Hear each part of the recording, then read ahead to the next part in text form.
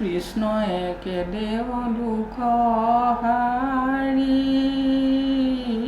কাল মায়া দেও অধিকাৰী কৃষ্ণ বিনে শ্ৰেষ্ঠ দেও নাহি নাহি আৰ দৃষ্টি সৃষ্টি অন্তকাৰী দেও তান্ত বিনে আন নাহিকে জানিবা বিষ্ণু। নমস্কাৰ, এয়া মোৰ মা। মায়ে গোৱা ঘোষাভাষী আমি শুনা পালোঁ।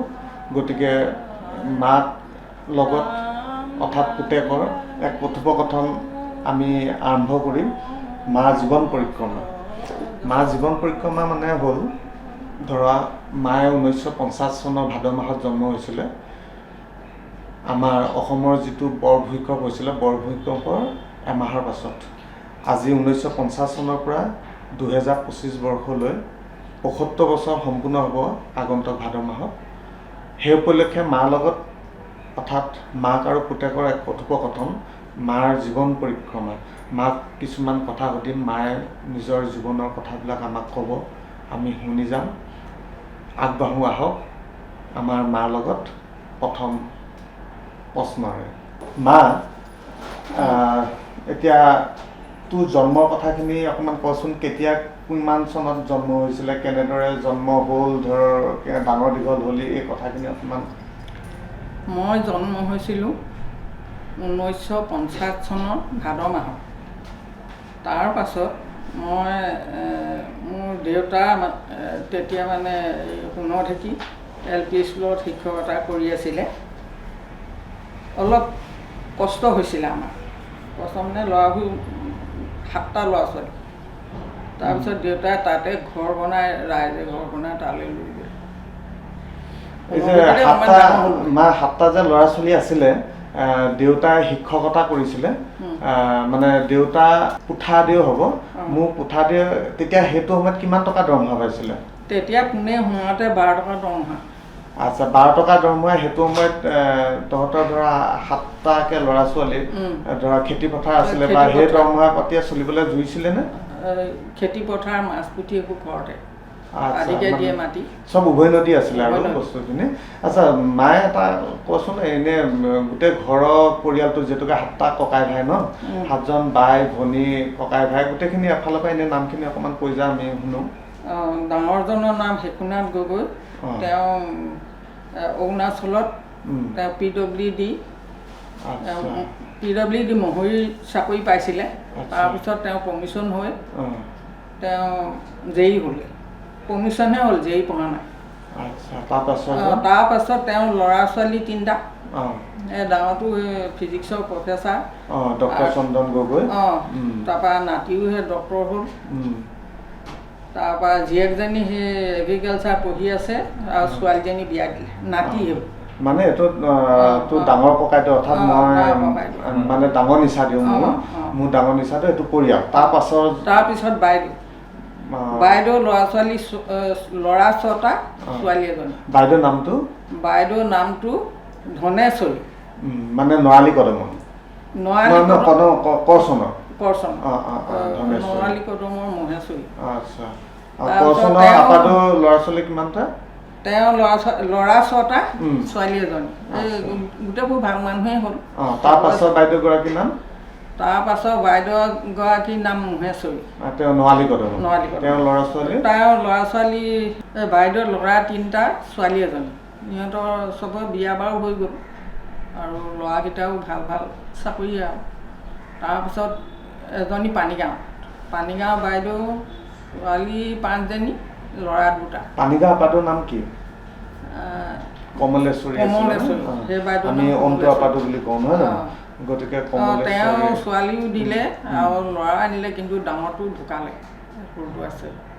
তাৰপাছত ককাইদেউ ওপৰজন এতিয়া যিজন ককাইদেউ আছে ওপৰজন ঢুকালে ডেকা দিনতে পঢ়ি থাকোঁতে সোণাৰাম গগৈ হায়াৰ ছেকেণ্ডেৰীত পঢ়ি আছিলে কিমানমান বছৰ বয়সত সেইজন ককাইদেউ তেতিয়া তেওঁ BSc পঢ়ি আছিলে পঢ়া শুনাবিলাক বহুত আছিলে বহুত ভাল বহুত জীয়াই থকা হেন বহুত ভাল মানুহ হ'লহেঁতেন কিন্তু কোনোবাই কিবা খুৱাই মাৰি পেলালে বুলি কৈছে আচ্ছা যিকি নহওক তাৰপিছত সোণাৰাম গগৈ নিচাটোৰ পাছত আহিলে আমাৰ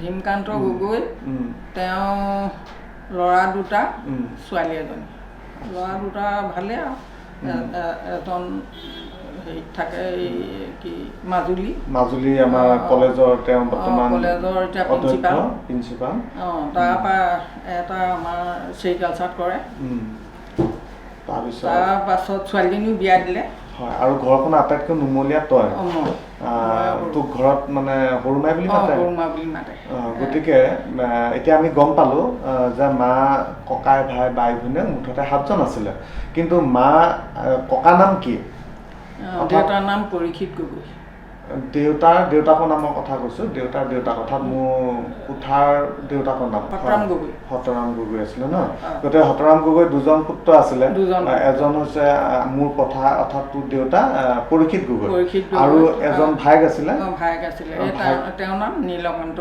নীলকান্ত গগৈ মই জনাত সেইটো সময়তে যোৰহাটত কলেজত ইয়াত পঢ়ি গভ হায়াৰ ছেকেণ্ডেৰীত পাছ কৰি যোৰহাট কলেজত পঢ়িছিলে পঢ়ি থাকোঁতে তেওঁ ইণ্টাৰভিউ দিলে তেতিয়া চিলনীবাৰী বাগানত মতামহী হিচাপে তেওঁ এইটো চাকৰিটোৰ নাম মতামহী আচ্ছা মতামহী বুলি কয় আৰু কি নাজানো আৰু তেওঁ তাতে ল'ৰা এটা জন্ম হ'ল হোৱাৰ পাছত খুৰী আমাৰ ঘৰত থাকে খুৰা মানে তাত থাকে তেওঁ তাত জীৱিত অৱস্থাত মা এতিয়া 2জনেই আছে তই আৰু তোৰ ওপৰ ককাইদেউ অৰ্থাৎ ভীম নিচাদেউ ভীমকান্ত গগৈ আৰু ভতিজাবোৰ আছে তেওঁলোকতো আৰু আছে আমাৰ একে লগৰ একে বংশ এতিয়া মা কচোন বাৰু বাকীখিনি পঢ়া শুনা কথাখিনিতো গম পালোৱে তোৰ পঢ়া শুনা তই ক'ত পঢ়িছিলি পঢ়া শুনা মানে মই গাঁও LP স্কুলত পাছ কৰিলোঁ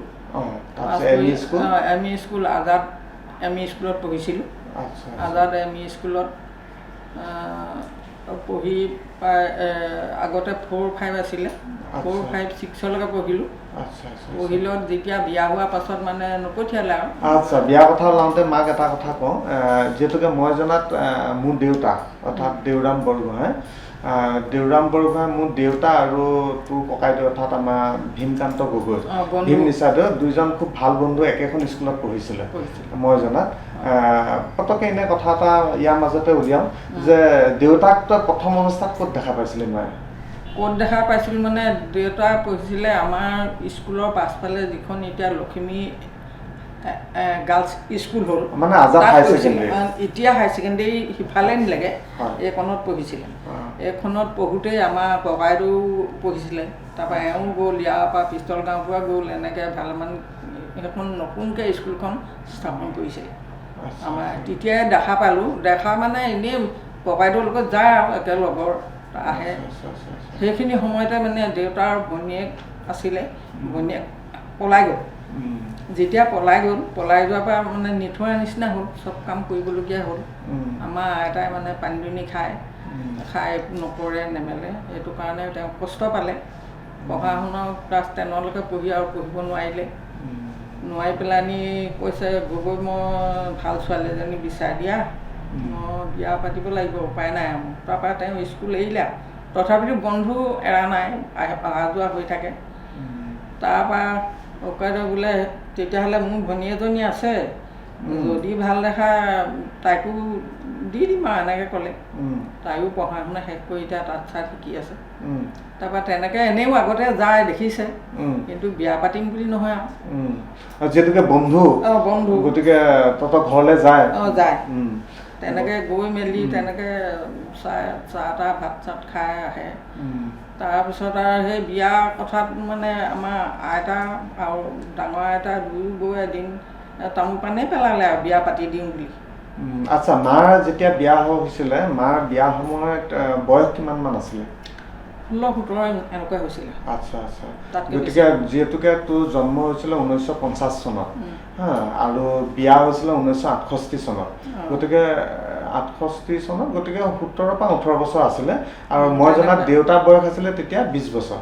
কাৰণ মোৰ দেউতা যিহেতুকে দেউতা শুৱনিখন আইতাই থৈছিলে, মই চাইছিলোঁ যে দেউতাৰ জন্ম হৈছিলে 1947 চনৰ 17 আগষ্ট, অৰ্থাৎ ভাৰত স্বাধীন হোৱাৰ দুদিনৰ পাছত, মানে আমাৰ ভাৰতবৰ্ষ যেতিয়া স্বাধীন হৈছিলে তাৰ দুদিনৰ পাছত, অৰ্থাৎ 17 আগষ্ট 1947 চনত 1947 মোৰ দেউতাৰ জন্ম হৈছিলে। গতিকে দেউতাই যেতিয়া তোক বিয়া পাতিছিলে দেউতাৰ বয়স আছিলে 21 বছৰ, 21 বছৰ নহয় 20 বছৰ, তোৰ বয়স আছিলে 17 বছৰ। আচ্ছা, দেউতা প্ৰসংগটো ওলাইছে যেতিয়া মই কওঁ যে মোৰ দেউতা মানে এনেকুৱা ধৰণৰকৈ কথাটো অকণমান বেছি আগুৱাই যাওঁ। মোৰ দেউতা দেউৰাম বৰগোহাঁই, মোৰ দেউতাৰ দেউতাক কোষেশ্বৰ বৰগোহাঁই, কোষেশ্বৰ বৰগোহাঁই দেউতাকৰ নাম হৈছে অম্বুৰাম বৰগোহাঁই, অম্বুৰাম বৰগোহাঁই দেউতাকৰ লম্বুৰাম বৰগোহাঁই। তেনেদৰে আমাৰ এখন বংশাৱলী আছে, বিহুৰাম বৰগোহাঁই। তেনেদৰে কিন্তু আমাৰ পৰিয়ালত মানে সকলো এজনেই আছিলে। যি কি নহওক, মানে পুৰুষ এজনেই জন্ম হয়, ধৰক তেনেকৈ থাকে, বিয়া বাৰু কৰায়, আকৌ তেওঁৰ ল'ৰা ছোৱালী এটাই হয়। ঠিক তেনেকুৱা ধৰণৰ মোৰ ককাও অকলশৰীয়া, মোৰ দেউতাও অকলশৰীয়া। যি কি নহওক, গতিকে দেউতা অকলশৰীয়া কাৰণে দেউতাই কম বয়সতে, বা সেইটো সময়ত বোধহয় কম বয়সতে বিয়া বাৰু কৰাইছিলে। 20 বছৰ আছিলে, তোৰ ভাগৰ 17 বছৰ আছিলে। তাৰপিছত যেতিয়া দেউতাই বিয়া বাৰু কৰাই আনিলে, তেতিয়া আমাৰ মানে বৰ্তমান গোহাঁই গাঁও, আমাৰ লখিমপুৰত যিখন ঘৰলৈ এটা বিয়া হৈ আহিলে, অৰ্থাৎ আমাৰ ঘৰৰে আৰু। গতিকে আমাৰ ঘৰখনত সেইটো সময়ত মানুহ কিমান আছিলে, কোন কোন আছিলে? আইতা আছিলে, মানে মোৰ আইতা আছিলে, আৰু 3জনেই আছিলে। সেইটো সময়ত অকণমান পৰিৱেশটোৰ কথা কবি নেকি? লখিমপুৰ 1968 চনৰ যিটো পৰিৱেশ মানে খোৱা বোৱা পিন্ধাৰ একো অভাৱ নাই, খালি আমাৰ আইতাই অকণমান পানী খায়, খাই মানে সাজ খোৱাৰ কথা কৈছ, খাই মানে বহুত খায়, খাই মানে তেওঁ দিনে ৰাতি ক'ব নোৱাৰে। আৰু মই সেইকাৰণে ভাত নাখাওঁ, 3-4 দিনলৈকে মই ভাত নাখাওঁ। মই গন্ধও কৰিব নোৱাৰোঁ, খোৱা মানুহ দেখিবও নোৱাৰোঁ, ভয়ে খালোঁ মই। মানে মই বুজি নাপালোঁ। ধৰক আমাৰ আইতাইতো কয় যে মই কোঁৱৰৰ বংশ, মই ৰাজবংশ, বৰগোহাঁই ঘৰলৈ বিয়া হৈ আহিছোঁ, আমি পকা আহোম। গতিকে মাহেঁত যদি সেই যে ভিতৰুৱা আহোম বা পকা আহোম বুলি কয়, মাহেঁতৰ ঘৰ মানে তোৰ যিখন জন্মঘৰ গাঁও জীয়ৰী অৱস্থাত আছিলে, সেই গাঁওখন বা সেই ঘৰত তহঁতি পকা আহোম বা ভিতৰুৱা আহোম নাছিলে নেকি? একেবাৰে নাই। আজিকালি কিন্তু চবে খায়, মানে কি গাহৰি, হাঁহ এইবোৰ নোপোহে। আমাৰ ককাইদেৱে মানে কুকুৰা কেইটামান পুহিলে, আমাৰ এঘৰীয়া কৰি থৈছিলে বহুত বছৰ। কুকুৰা পুহিবলৈও নিদিয়ে আমাৰ তাত। আমি আহোম যদিও একেবাৰে কেঁচা, কিন্তু ইয়াত মই দেখি ভয় খাই মই 4 দিন। তাৰমানে তোক সাজ বনোৱা কোনে শিকালে? আমাৰ আইতাই শিকালে? দেখোঁ দেখি শিকিলোঁ আৰু। পিছত মায়ে সাজ পানী কেতিয়াবা খোৱা? তাৰ পৰা অকণমান খাবলৈও শিকিলোঁ। এতিয়াতো বনাব জানোৱেই বোধহয়? এতিয়া বনাব জানো মানে তো বনাইছই। গতিকে গোটেইকেইজনী বোৱাৰীকতো শিকাইছ। বোৱাৰী কথাবিলাক আমি পিছলৈ আহিম বাৰু। আচ্ছা, আমি লখিমপুৰৰ আকৌ আমাৰ ঘৰখনলৈ উভতি যাওঁ। যিহেতুকে মই জনাত আমাৰ সেই সময়ত আমাৰ ঘৰখন খুব নদন বদন, উভৈনদী আছিলে। মানে এনেকুৱা ধৰণৰ আছিলে যে তামোল গছ এজোপাত উঠিলে এজোপা তামোল গছৰ পৰা এজোপা তামোল গছলৈ যাব নালাগে, এজোপাত উঠিলেই হৈ যায়। তো তামোল গছ, কলগছ ধেৰ আৰু তামোল, পাণ, বাঁহ গছ, কুকুৰা, হাঁহ, ছাগলী, মানে গৰু গাখীৰ বোলে কোনোদিনে মানে হেৰিয়ে কৰিব নালাগে, গোটেই গাঁৱৰ মানুহে খায়। সাংঘাতিক নেমু গছ আছিলে। গতিকে মায়ে সেই সময়ত সেই বস্তুবিলাক দেখা পাইছিলে বোধহয়, মানে উভৈনদীকে উপভোগ কৰিছিলে। আচ্ছা, আমি আকৌ এটা নতুন কথালৈ আহোঁ এতিয়া। নতুন কথা মানে কি, যে সেইখন ঘৰত যেতিয়া তই বোৱাৰী হৈ আহিলি, অহাৰ পাছত আইতা দেউতা এনেকৈ কৈ আছিলে। এতিয়া দেউতাৰ জীৱিকাৰ ওপৰত অকণমান কচোন, যে দেউতাই কি কৰিছিলে? যেতিয়া মোক বিয়া বাৰু পাতি আনিলে, তেওঁ তেতিয়া এফচিত তেওঁ সোমাই আছিলে। এফচিআই মানে ফুড কৰ্পৰেশ্যন অফ ইণ্ডিয়া, আমাৰ লখিমপুৰৰ মানে জাপি হোজিয়াত যিখন আমাৰ অৱস্থিত অফিচ এফচিআই, তাতে কৰি আছিলে। তাৰপিছত তাৰপৰা তাতে কৰি থাকোঁতে কিন্তু তেওঁ চাকৰিটো ৰেগুলাৰ নহ'ল, আৰু ৰেগুলাৰ হ'লহেঁতেন হ'বলৈ ধৰোঁতেই তেওঁ মানে পেৰালিচিছেই হ'ল। তেওঁ 45 বছৰমান হওঁতেই হ'ল। আচ্ছা, দেউতাৰ মানে বেমাৰৰ কথাখিনিলৈ আহিম পিছত। এতিয়া আমাৰ মায়ে কচোন, যেতিয়া ধৰক দেউতাই চাকৰি কৰি আছিলে, একাধিক্ৰমে আমি জন্ম হ'লোঁ। এতিয়া আমাৰ ককাই ভাই বুলি ক'লে আমি 5জন, আমাৰ ল'ৰা 5জন আৰু ছোৱালী এগৰাকী, অৰ্থাৎ বাইদেউ। গতিকে মায়ে কৈ যাচোন আমাৰ বাইদেউ ল'ৰা ছোৱালী গোটেইকেইটা অকণমান পৰিচয় এটা ডাঙৰ ছোৱালীজনী বেছি পঢ়িব নোৱাৰিলে আৰু মেট্ৰিক পাছ কৰি কলেজত পঢ়িলেগে। তাৰপিছত বাইদেউ কেতিয়া জন্ম হৈছিলে? তাই জন্ম হোৱা চনটো এতিয়া 1971 চনত জন্ম হৈছে। আঘোণ মাহত জন্ম হৈছে। আঘোণ মাহ সেইদিনা পূৰ্ণিমা আছিলে, তাই জন্ম হ'ল। তাৰপৰা তাই তাৰপিছত এনে আমি ঘৰততো তহঁতি লাৱণ্যমতী মাত এনে ৰূপা বৰগোহাঁই। তাৰপাছত আহিলে আমাৰ ভোলা অৰ্থাৎ জগত, ঘৰখনৰ ডাঙৰ ল'ৰা। সি কেতিয়া কচোন জন্ম হৈছিলে? সি 1973 চনত হৈছিলে বোধহয়। 73 চনত জন্ম হৈছিলে। সি আহাৰ মাহৰ 30 তাৰিখ, 32 দিনীয়া মাহ আছিলে। সেইদিনাখন পূৰ্ণিমা আছিলে। তাৰপাছত আমাৰ হেমন্ত জন্ম হ'ল, মানে মোৰ ওপৰ ককাইদেউ। হয়, আহিন মাহত জন্ম হৈছিলে। আহিন মাহৰ মঙলবাৰ আছিলে। চনটো কি আছিলে জানো? 75 চন আছিলে। 75 চন আহিন মাহত। তাৰপাছত নেক্সট মোৰ কথাখিনিতো মই জানোৱেই বাৰু, তথাপি মই মা মুখে শুনিব বিচাৰিছোঁ। ভাদ মাহত 13। আমাৰ ইণ্টাৰেষ্টিং এটা মানে কথা কওঁ যে মোৰ ভাইটি আৰু মই, অৰ্থাৎ মোৰ ভাইটিৰ নাম টুটুমণি বুলি মাতোঁ, টুটুমণি আৰু মই, আমি দুটা জন্ম 3 বছৰ ডিফাৰেঞ্চ। মোৰ জন্ম হৈছিলে 1978 13 আগষ্ট অসমীয়া 30 আগষ্ট অসমীয়া 13 ভাদ। আৰু মোৰ ভাইটিও একে 30 আগষ্ট অসমীয়া 13 ভাদ আৰু বুধবাৰ আমি দুটাই মানে তাৰিখ আৰু চনটো বৰ ধুনীয়াকৈ মিলি গৈছে। তাৰ জন্ম 1981 আছিলে। আৰু একেবাৰে আমাৰ যিটো নুমলীয়া মইনা বুলি কওঁ, তাৰ জন্ম 1984 চনত 1984। তাৰ কেতিয়া জন্ম হৈছিলে? হেমন্ত একেলগৰ। হেমন্ত যি তাৰিখত মানে জন্ম হৈছিলে আহিনৰ, ইও একেবাৰে লাষ্টত আকৌ আহিনৰ 1 তাৰিখে জন্ম। আচ্ছা, আমি আমাৰ ককাই ভাই বাইদেউৰ বিষয়ে কিছু অকণমান গম পালোঁ। এতিয়া আমি আকৌ আগৰ পুৰণা প্ৰসংগ এটালৈ উভতি যাওঁ। প্ৰসংগটো এনেকুৱা নিচিনা যে যিহেতুকে মায়ে পঢ়া শুনা কৰিছিলে, দেউতাই পঢ়া শুনা কৰিছিলে, তেনেদৰে বিয়া বাৰু হ'ল, আহিলে নতুন ঘৰত, নতুন বোৱাৰী হ'ল, ল'ৰা ছোৱালী ডাঙৰ দীঘল হ'ল। এতিয়া মায়ে এইখন ঘৰত যেতিয়া বিয়া হৈ অহা পাছত ল'ৰা ছোৱালীবিলাক যেতিয়া ধৰক মানে আমি পঢ়া শুনা কৰি আছিলোঁ, প্ৰসংগটো এইটোৱে যে দেউতা ধৰক চাকৰি কৰি আছিলে। সেইটো সময়ত ঘৰখন ধৰক উপাৰ্জন এজন আছিলে, ঘৰখনত 5টাকে ল'ৰা ছোৱালী বা বাইদেউ আছিলে, পঢ়া শুনা এনেকুৱা ক্ষেত্ৰত অকণমানতো কষ্ট হৈছিলে নে? আমাৰ ডাঙৰ দীঘল কৰোঁতে বহুত কষ্ট হৈছিলে। তেতিয়া ধান বিক্ৰী কৰোঁ, ধান বিক্ৰী কৰি কাপোৰ কানি তেনেকৈ আনি দিওঁ। আকৌ সিহঁতৰ বোলে ফৰ্ম ফিল-আপ কৰিব লাগে, ধান বিক্ৰী কৰোঁ আৰু ধান বিক্ৰী কৰোঁ, তামোল বিক্ৰী কৰোঁ, তামোল দেই, তাৰপৰা বাঁহ বিক্ৰী কৰোঁ, এনেকৈয়ে মানে সিহঁতক পঢ়ালোঁ। মা, আমি 5জন ককাই ভাই আৰু মোৰ বাইদেউ, অৰ্থাৎ আমাৰ 6টা ল'ৰা ছোৱালী। গতিকে এইখিনি বিষয়লৈতো অলপ ক'লিয়ে, সেইখিনি কথাটো আৰু নিজৰ কথা আমি জানোৱেই। এতিয়া মই এইখিনি কথা আলোচনা কৰিম, ধৰক আমাৰ পঢ়া শুনা, ধৰক ককাই ভাই পঢ়া শুনা, বাইদেউ পঢ়া শুনা, এনেকুৱা ধৰণৰ কথাবিলাক বা তেওঁলোকৰ ল'ৰা ছোৱালী বা তোৰ নাতি পুতি এইবিলাকৰ বিষয়ে আলোচনা কৰিম। আমি এতিয়া আকৌ আগৰ প্ৰসংগ এটালৈ উভতি যাওঁ।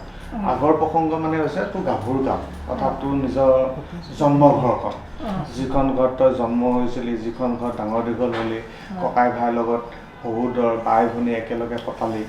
এতিয়া মই এটা কথা কওঁ, কথাটো এনেকুৱা নিচিনা, এটা জমনি কথা আৰু মই এনে জানো যে ভীম নিচাদে, অৰ্থাৎ তোৰ ওপৰজন ককাইদেউ ভীমকান্ত গগৈ, ভীম নিচাদে যেতিয়া মানে তহঁতি দুইটা প্ৰায় সমনীয়া আছিলি, কাজিয়া লগ, গতিকে তেনেকুৱা নিচাদে বোলে তোক কিবা এটা জোকাইছিলে, এটা বাক্য এটা কৈ পেলাই, বাক্যটো তোৰ মুখে শুনিব বিচাৰিছোঁ। বাক্যটো মানে মই অকণমান, মোৰ পেটটো অকণমান ডাঙৰ, মোৰ বেছিকৈ মানে মেপেটকৈ মাতে। কেনেকৈ মাতে কয়চোন? মেপেট, আকৌ সি জোকাব ঢোল পেট, এপেপেটি এপেপেট পেট পেট পেট। মানে মেপেট ঢোল পেট, এপেপেটি এপেপেট পেট পেট পেট। ল'ৰাবোৰৰ আগত কয়, বহুত লাজ লাগে। তাৰপিছত আৰু মই খেদি যাওঁ। এই তেনেকৈ সৰুতে তহঁতে নিচাদৰ পেটটো সৰু আছিলে নেকি? একেবাৰে লেলা। সি চাকৰি কৰাৰ পৰাহে। নামটো কিন্তু ভীমকান্ত গগৈ দেখোন। নামটো হৈ মানুহটো নহয়। আচ্ছা মই বহুত শকত। মই মানে বেছিকৈ মানে ঘিউত ভাত খাওঁ, ঘিউৰ জহা চাউলৰ ভাত ৰাতিপুৱা বনাই স্কুললৈও খোৱা হয়, দেউতাও খোৱা হয়, আমিও খাওঁ। তাৰপৰা শুকানে আকৌ ঘিউ চিউ নাখায়, জহা চাউলৰ ভাতো নাখায়। তাৰ মানে আইনখনেই বেলেগ। আচ্ছা মা, আৰু এটা কথা সুধোঁ যে যিহেতুকে আমাৰ ডাঙৰ নিচাটো মানে শিশুনাথ গগৈৰ কথা কৈছোঁ। শিশুনাথ গগৈ মানে যিহেতুকে অৰুণাচলত চাকৰি কৰিছিলে, তেখেত আকৌ পিছত বোধহয় লখিমপুৰলৈ আহিলে। তেখেতৰ ডাঙৰ ল'ৰা বা তেওঁৰ ল'ৰা দুজন মই জনাত, এজন কোৱাচোন একেবাৰে ডাঙৰজনে এগ্ৰিকালচাৰত কৰিলে, এগ্ৰিকালচাৰত কৰি এতিয়া ৰিটায়াৰ হ'ল। তেওঁ ল'ৰা 3টা। তাৰপৰা সৰুটো হ'ল ফিজিক্সৰ প্ৰফেচাৰ, তেওঁ শিৱসাগৰত কৰিছিলে। শিৱসাগৰত নহয়, তিনিচুকীয়া ডিগবৈ কলেজত কৰিছিলে। ডিগবৈ কলেজত কৰিছিলে। তাৰপিছত তেওঁ কিডনী প্ৰব্লেমত তেওঁ কলিকতাত ঢুকাই গ'ল। তাৰপিছত বাইদেউ এগৰাকী আছিলে, সেয়ে তাইক বিয়া দিয়া হ'ল। নামটো কি? তাইৰ নাম কবিতা গগৈ। তাইক বিয়া দিয়া হ'ল, তাইৰ ল'ৰা ছোৱালী এহাল। সিহঁতেও চাকৰি, ছোৱালীয়ে টেটত কৰে, ল'ৰাই কোৰ্টত কৰে, নাতিকেইটাই। তাৰপৰা ইয়াৰ ভাগৰো আকৌ সেয়া এটা ডক্টৰ হ'ল, এজনী এগ্ৰিকালচাৰ পঢ়ি আছে। মানে চন্দন গগৈ ল'ৰাটো ডক্টৰ হ'ল আৰু ছোৱালীজনী এগ্ৰিকালচাৰ পঢ়ি আছে। এতিয়া আমি শিশুনাথ নিচাটো গোটেই কথাখিনি গম পালোঁ। তাৰপিছত এতিয়া শিশুনাথ নিচাটো পাছৰ যিজন বাইদেউ মানে কৰচোনত বিয়া দিছিলে, সেই আপাটোৰ ল'ৰা 6টা, ছোৱালী এজনী। ছোৱালীজনী চকুঘূৰালে বিয়া দিলে। তাৰপৰা ল'ৰা 6টা, এটাহে চাকৰি হৈও নহ'ল আৰু। গোটেই কেইজনৰ নামকেইটা অকণমান কৈ যাচোন। তুলন গগৈ, চবতকৈ ডাঙৰ তুলন ককাইদেউ। তুলন গগৈ সি মেডিকেলত কৰিছিলে, ৰিটায়াৰ হ'ল। তাৰপাছত হ'ল বীৰেণ গগৈ। বীৰেণ গগৈ এই চেৰিকালচাৰ এই লাষ্টত মেনেজাৰ হৈ ৰিটায়াৰ হৈছে, মানে আমি তুলু ককাইদেউ বুলি কওঁ। তাৰপাছতে এগ্ৰিকালচাৰত কৰে, পোনা ককাইদেউ মা তেওঁ ক'ত কৰিছিলে? এগ্ৰিকালচাৰত কৰিছিলে ন? এগ্ৰিকালচাৰ ঢুকালে নহয়, পোনা নহয়, অকণমান ৰিটায়াৰ হ'ল। অকণমান ককাইদেউ ঢুকালে, এতিয়া পিতেকে পালে বাৰু চাকৰি। তাৰপিছত তাৰপাছৰজন হ'ল বনমালী। মানে আমাৰ তাতে চেৰিকালচাৰত কৰিছিলে, ৰিটায়াৰ হ'ল। তাৰপিছত বন ককাইদেউৰ পাছত নুমলে ENDত কৰিছিলে, কিন্তু ENDত কৰোঁতে সেই বানপানী হৈছিলে।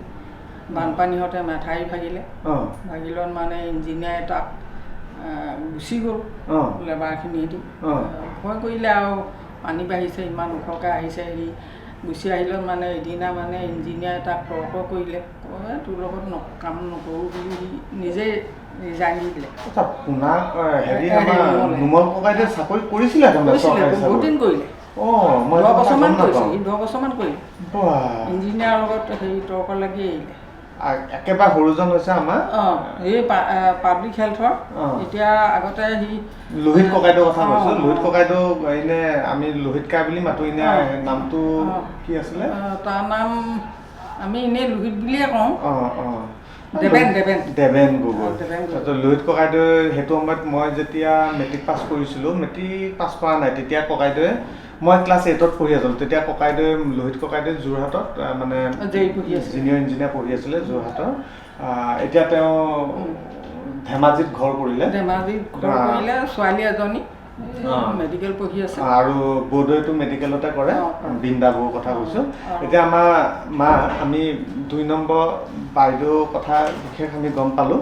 এতিয়া 3 নম্বৰ বাইদেউৰ কথা কৈছোঁ তো, অৰ্থাৎ মানে বাইদেউ হিচাপে দ্বিতীয় বাইদেউ, মানে ককাই ভাই হিচাপে ধৰিলে তেওঁ 3 নম্বৰত পৰে।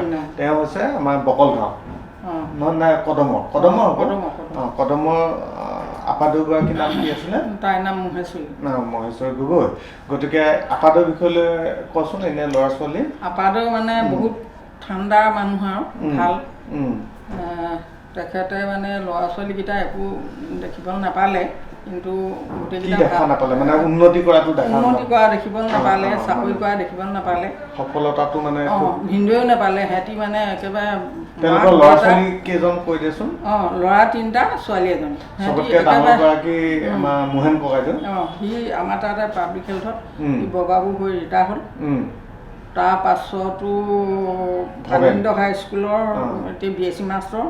তাৰ পাছতো পানীন্দ হাইস্কুলৰ বৰ্তমান মানে হেডমাষ্টাৰ অৰ্থাৎ প্ৰধান শিক্ষক কলিয়াকা। আমি তেওঁৰ ভাল নামটো হৈছে উপেন গগৈ। আৰু উপেন গগৈ বৌদ' অৰ্থাৎ মোহিনী শইকীয়া বৌদ' কাকৈ হাইস্কুলৰ প্ৰধান শিক্ষক। মানে তাৰ মাজতে এটা প্ৰসংগ উলিয়াম যে কলিয়াকাহঁতৰ পৰিয়ালটো যে তেওঁ 3টা ল'ৰা ছোৱালী। ডাঙৰটো বৰ্তমান আমেৰিকাত থাকে। বোৱাৰীয়েকেও কৰে আমেৰিকাৰ ইঞ্জিনিয়াৰ, ল'ৰাও কৰে। সি ফিজিক্সত বৰ্তমান AI ChatGPT AIত সি ফিজিক্সৰ ৰিচৰ্চ পাৰ্চন হিচাপে কৰি আছে। বহুত লাখ টকাৰ সি দৰমহা পায়। অন্তৰীপ আমি ডাঙৰ ভাইটি বুলি কওঁ। তাৰ পাছত চবতকৈ ডাঙৰ ধুনু।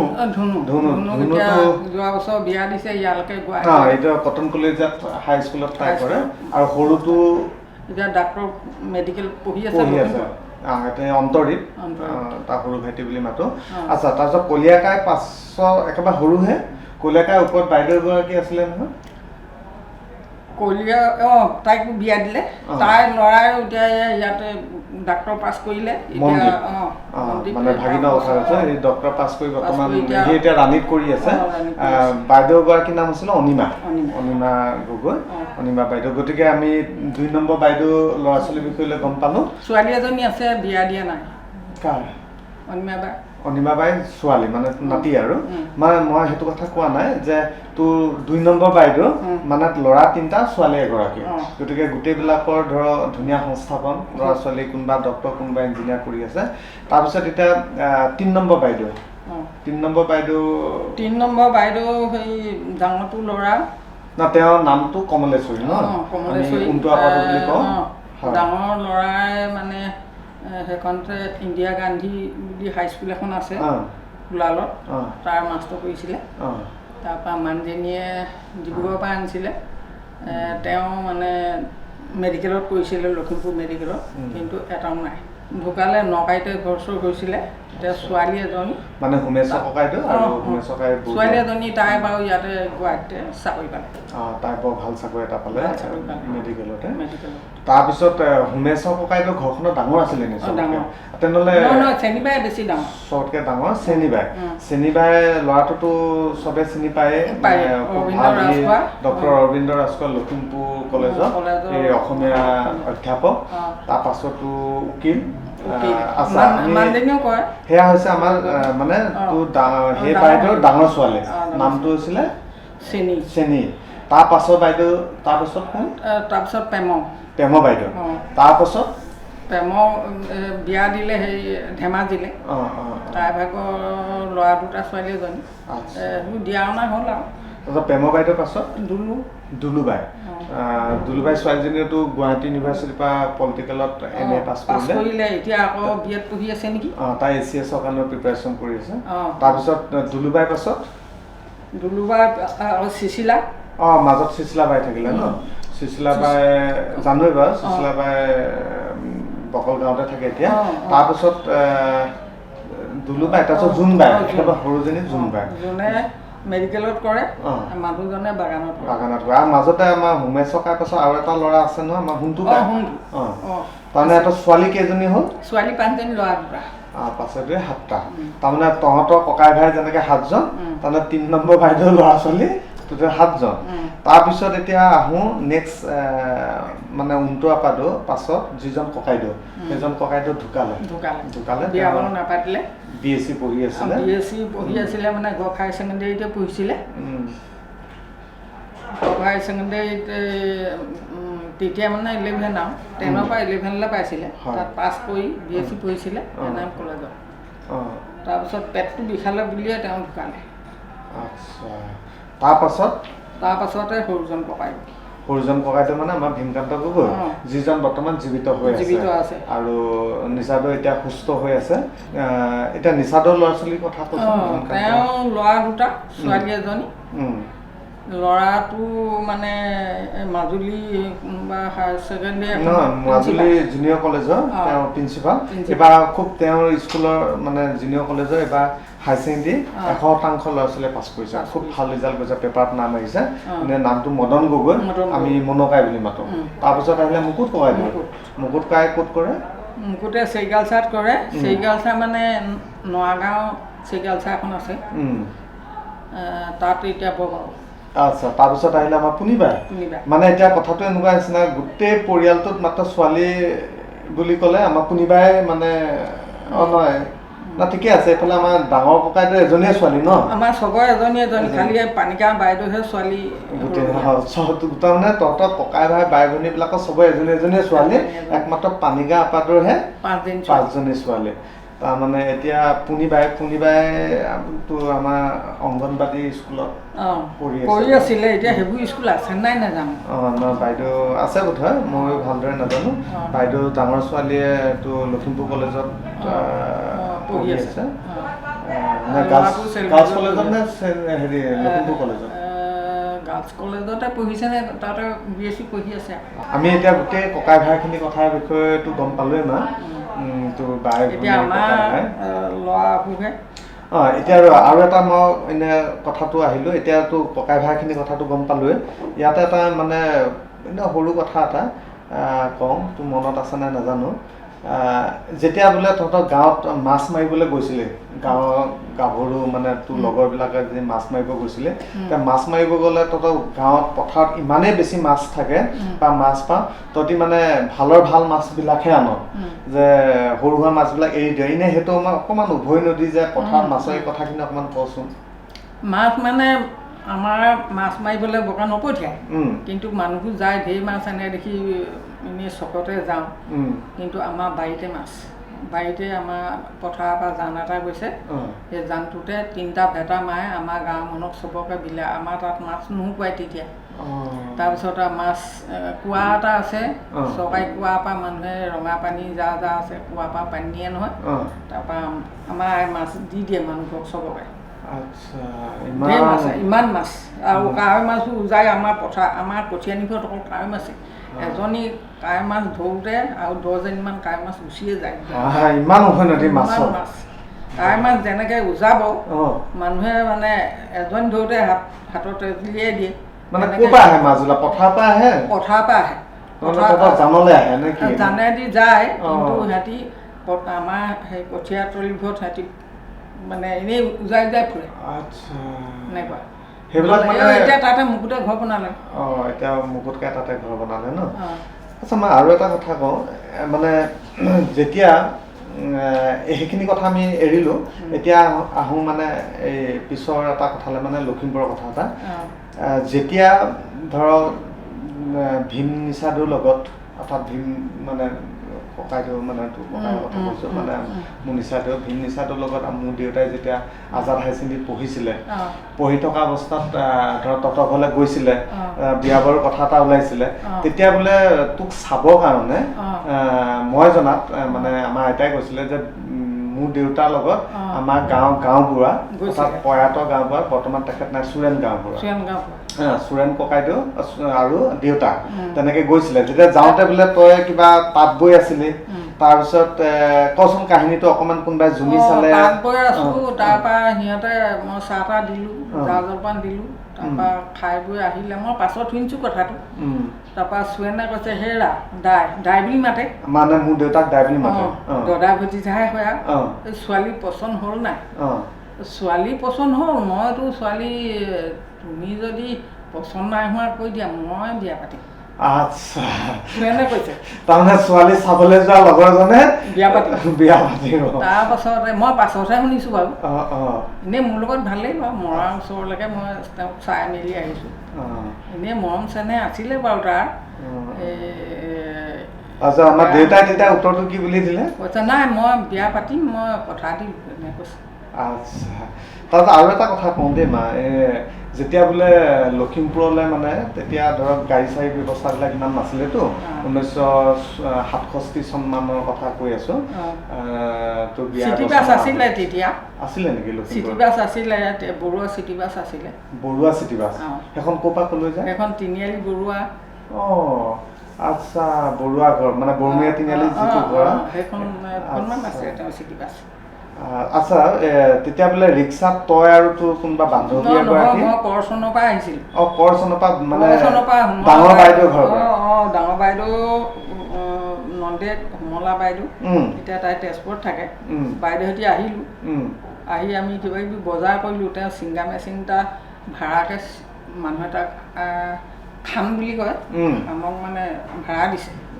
তাৰপিছত সোমালে তাৰপিছত সোমাই কথা বতৰা পাতিলোঁ তেতিয়া আকৌ দেউতা ল'ৰা মানুহ নহয় জানো দেখিলে আমাক হয়নে নহয় সুধিছে এই হেৰি নহয় জানো বান্তগাঁও নি মই বোলো বান্তগাঁও ল'ৰাটো ক'ত দেখিছিল তাৰমানে সেয়াই যে দেউতাই মই তেনেকৈ বৰকৈ নাচাওঁতো তাৰপিছত আৰু হেৰি আমি আহিছোঁ তেওঁ মানে হোটেলতে কিবা এটা খাবলৈ হেৰি কৰিছিলে আমি নাখাওঁ বুলি ক'লোঁ তাৰমানে সেইটো সময়ত কথাটো এনেকুৱা নিচিনা যে প্ৰেম বিবাহ নহয় এইটো ঘৰৰ পৰা মানে যোগাযোগ কৰি দিয়া বিবাহ গতিকে তই ধৰ দেউতাক এদিনে দেখিছিলে ইমান ভালদৰে চিনি নাপাওঁ গতিকে তহঁতি টাউনলৈ আহিছিলি দেউতাই মানে অহা কথাটো গম পালে বোধহয় সেইটো কাৰণে নহয় তেওঁ দেখিছিলে দেখি পেলাই টাউনৰ পৰা কিবা বজাৰ কৰিবলৈ আহিছিলে আচ্ছা আহোঁতে দেখিলে তহঁতে কিবা হোটেলত খাইছিলি নেকি তহঁতে নাই আমি আচ্ছা মানে দেউতাক তেনেকৈ একবাৰ লগ পাইছিলি আৰু তাৰপৰা হোমলা বাইদেউ কৈছে এই ল'ৰাটোৱে বোলো হেৰি আমাৰ ককাইদেৱে এই ল'ৰাটোলৈ বিয়া দিম বুলি কৈছে তাৰপৰা হোমলা বাইদেউ কৈছে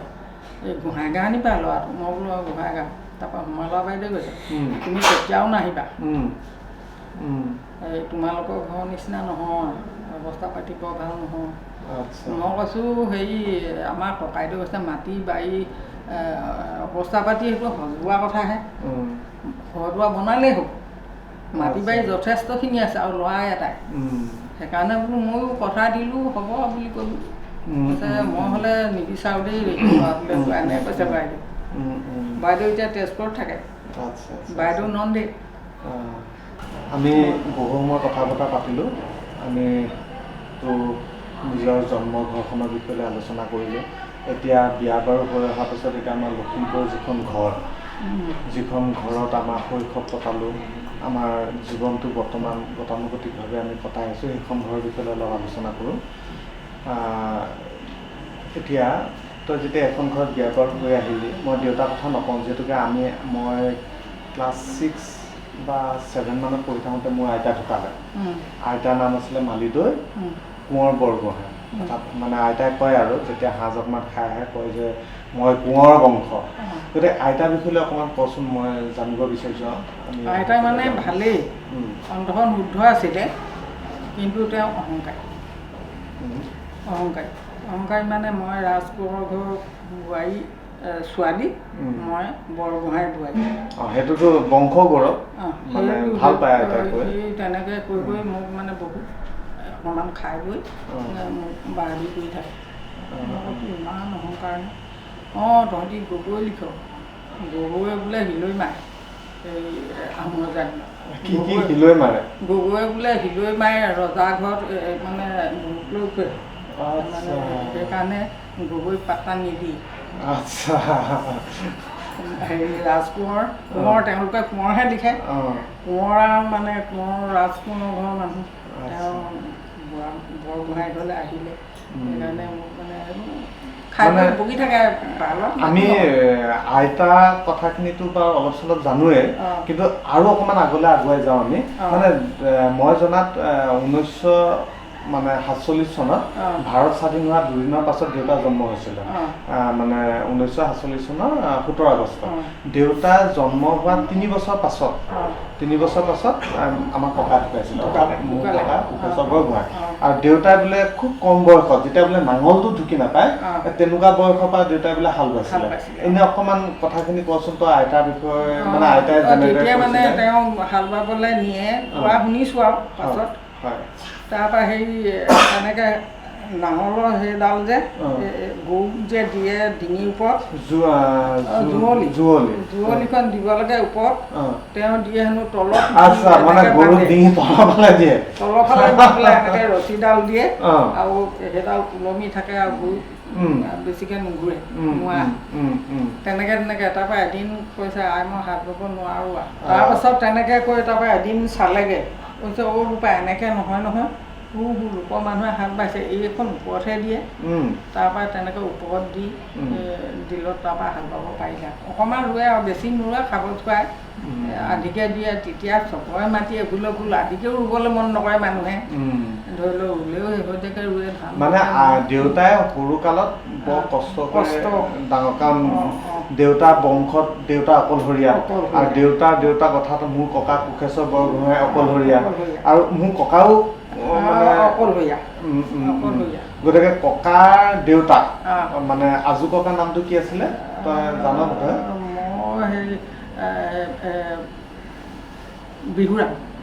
বিহুৰাম বৰগোহাঁই অম্বুৰাম বৰগোহাঁই তাৰ ওপৰতজন বিহুৰাম বৰগোহাঁই আছিলে চব এজনেই আছিলে বোধহয় মানে তেনেদৰে জানো আৰু মই তাৰপিছত দেউতা বায়েক ভনীয়েক অকণমান বায়েক এগৰাকী আছিলে দিলে পানীগাঁও তেওঁ মানে ছোৱালীজনী ল'ৰা 3টা তাৰপৰা এতিয়া 2টা আছে এটা ঢুকালে মানে 3টা ল'ৰা মানে চুনুকাই কমল আৰু দীঘলা ককাইদেউ ঢুকালে ন ছোৱালী কেইজনীও দিলে তো অৱস্থা পাতি ভাল ছোৱালী 4জনী বোধহয়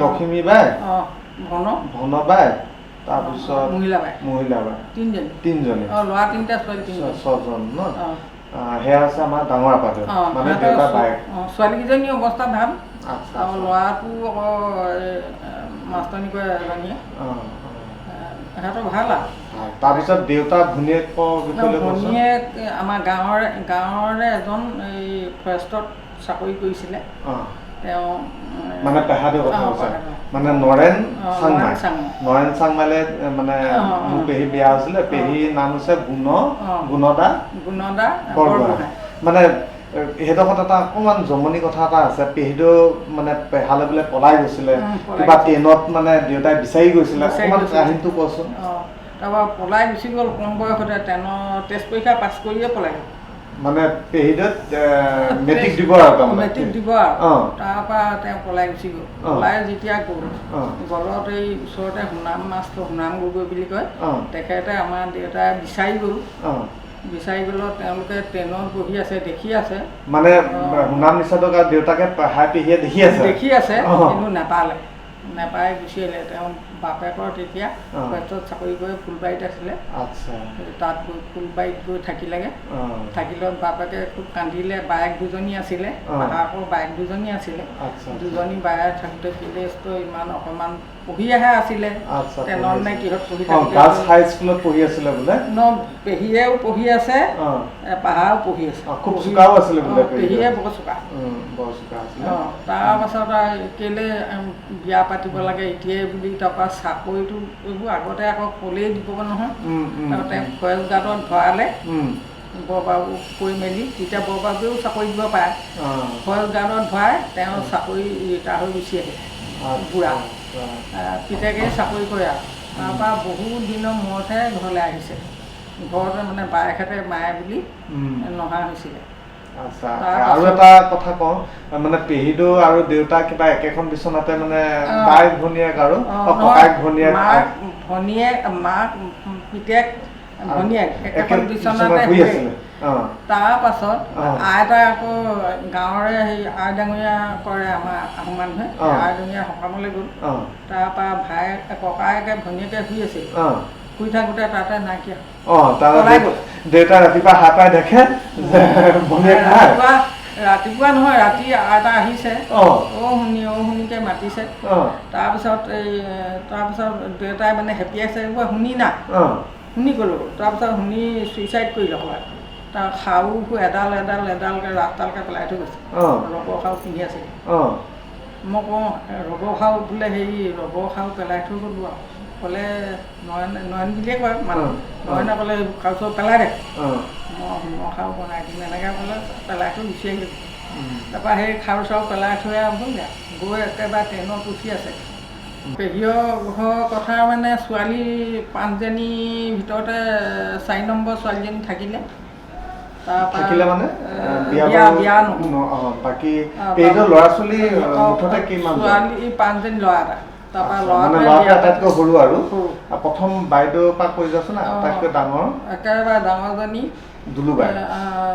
দুলুমণি বান্দৰগাঁৱলৈ বিয়া হ'ল তাইৰ ছোৱালী 2জনী এজনী আমাৰ গাঁও ডাঙৰজনী জীয়েক আমাৰ গাঁৱলৈকে আহিছে বেংকত কৰে মানুহটোৱে তাৰ পাছৰজনী বাকুদেউ ল'ৰা এটা মানে সিহঁতে তাৰপিছত দুলুমণি বাইদেউৰ পাছত মাজুবাই ছোৱালী 3জনী খুব পঢ়াত চোকা বুলি জানো পঢ়াত চোকা এজনী MSc এই প্ৰাইভেট হায়াৰ ছেকেণ্ডেৰী এখনত চাকৰি কৰে তাৰপৰা এজনীয়ে BA পঢ়ি আছে আৰু এজনী কলেজত পঢ়ি আছে তাৰপিছত আহিলে আমাৰ মৰমী বাই মৰমী ছোৱালী এজনী এবাৰ মেট্ৰিক পাছ কৰিছে খুব ভালদৰে পাছ কৰিছে তাৰপিছত অকমানি তাইৰ ভাগৰ ছোৱালী ডাঙৰজনী অকমানি নহয়তো অকমানি বিয়া বাৰু নহ'লে সৰু ভনী একেবাৰে সৰুজনী সৰু ভনী তাইৰ ছোৱালী 2জনী ডাঙৰজনী বিকলাংগ তাৰপৰা সৰুজনী খোজকাঢ়ি ফুৰিছে স্কুলত দিব পাৰে ধুনীয়া মানে ডাঙৰজনী বহিবও নোৱাৰে মানে কেনেকুৱা ধৰণৰ হৈছেনো কি তাৰমানে সেই মাতিবও নোৱাৰে অকণমান শাৰীৰিকভাৱে অক্ষম আৰু তাৰমানে ভাত পানীটো খাব পাৰে ভাত পানী খুৱাই দিব লাগে আচ্ছা এতিয়া আমাৰ আহোঁ ভাইটি মানে পেহীহঁতৰ ল'ৰা এটা সি বিয়া পাতিলে ভাল ছোৱালী এজনীকে আনিছে মানে বোৱাৰীজনী বৰ ভাল তাৰপিছত ছোৱালী এজনী এইবাৰ ছেইণ্ট মেজত ছিট পাইছে আচ্ছা এইবাৰ মানে ক্লাছ 1ত লখিমপুৰ ছেইণ্ট মেজত ছিট পাইছে ন মানে ভাইটিয়ে এনে পেহা ঢুকোৱাৰ পাছত পেহাৰ চাকৰিটো ভাইটিয়ে ল'ব পাৰিম বুলি ভাবিছিলে কিন্তু মৰমীকে দিব ধৰিছিলে তেতিয়া সি বয়স সৰু 8ত পঢ়ি আছিলে 8ত পঢ়াৰ কাৰণে তাৰপৰা কৈছিলে জীয়ফে কৈছিলে তেখেতৰ চাকৰিটো মানে ঘৰৰ কোনোবা যদি আছে দিম তেতিয়া মৰমীয়ে কৈছিলে মই কৰিম তাৰপৰা পেহীয়ে নিদিলে ই মেট্ৰিক পাছ কৰাৰ পাছত মই ইয়াকহে দিম তোৰ দিম চাকৰি তই আকৌ গুচি যাবি কি হ'ব পিছত এই ভাইটিয়ে মেট্ৰিক পাছ কৰাৰ পাছত চাকৰি বিচাৰি গ'ল কিন্তু সেইটো নহ'ল কম্প্ৰিহেনশ্যন কাণ্ডত আচলতে চাকৰি পায় ধৰ ৰুল এণ্ড ৰেগুলেশ্যনবিলাক চেঞ্জ হ'ল অসম চৰকাৰৰ 9-10 ইমান দিন পাছত হেৰি ক'ত থাকিব চাকৰি লৈ থাকিব নি চাকৰি নহয় আচ্ছা এতিয়া আমি পেহীদহঁতৰ কথাখিনিতো গম পালোৱে আৰু দেউতাৰ বাইক আপাদেউ কথাখিনি গম পালোঁ এতিয়া আকৌ আমাৰ নিজৰ ঘৰখনলৈ উভতি আহোঁ আমাৰ নিজৰ ঘৰখন বুলি কওঁতে আমাৰ নিজৰ ককাই ভাই বাই ভনীৰ বিষয়লৈতো আৰু ইমান ক'বলগীয়া নাই যিহেতুকে মোৰ বাইদেউ মই মা হৈ কথাখিনি কওঁ যে মোৰ বাইদেউ ল'ৰা ছোৱালী দুটা ডাঙৰ ছোৱালীজনীয়ে এইবাৰ মেডিকেল এণ্ট্ৰেঞ্চ দিছিলে হাই ছেকেণ্ডেৰী পাছ কৰি তাই কণ্টিনিউ কৰি আছে আৰু ল'ৰাটোৱে এবাৰ মেট্ৰিক পাছ কৰি খুব ভাল ৰিজাল্ট কৰিছে এই হাই ছেকেণ্ডেৰী এডমিশ্যন লৈছে নহয় জানো তাৰপিছত নেক্সট মোৰ ককাইদেউৰ কথা ডাঙৰ ককাইদেউ তাৰ নাম জগত আমি ঘৰত ভোলাদা বুলি মাতোঁ ভোলাদা ল'ৰা ছোৱালী দুটা মেট্ৰিক দিব তাৰ নাম এনেই মৃগাংক এই ভাইটি বুলি মাতোঁ সি ছেইণ্ট মেজত পঢ়ে এবাৰ ক্লাছ 10ত পঢ়াত খুবেই ভাল আৰু ছোৱালীজনী এবাৰ ছেইণ্ট মেজত ক্লাছ 1ত তাৰপাছত হেৰি আকৌ হেমন্ত ছোৱালী 3জনী একেবাৰে ডাঙৰজনী মেডিকেল পঢ়ি আছে শিলচৰ মেডিকেল কলেজত পঢ়ি আছে তাৰপিছত মাজুজনী মেডিকেলৰ মানে মেডিকেলো ক্লাছ কৰি আছে আৰু লগতে হাই ছেকেণ্ডেৰী পঢ়ি আছে গুৱাহাটী ইণ্টাৰনেশ্যনেল ইণ্টাৰনেশ্যনেল স্কুলখনৰ নামটো মই পাহৰিছোঁ অকণমান বেহাৰবাৰীত আছে PNC একাডেমীত পঢ়ি আছে তাৰপাছত সৰুজনী ছেইণ্ট মেজত পঢ়ে ক্লাছ 6ত আচ্ছা মানে মাজু ককাইদেউতো আমাৰ জাপি হাজোৱাৰ পৰা বিয়া কৰাইছে হেমপ্ৰভা শইকীয়া ডাঙৰ ককাইদেউৱে ক'ৰ পৰা বিয়া কৰাইছে এইটো থাকিব নলকটাৰ পৰা বিয়া কৰাইছে ন তাৰপাছত তাৰপিছত মোৰ কথাখিনিতো আৰু তোৰ মুখে জানিব বিচাৰিছোঁ। আমাৰ বোৱাৰী ঘৰ হ'ল মঙলদৈ।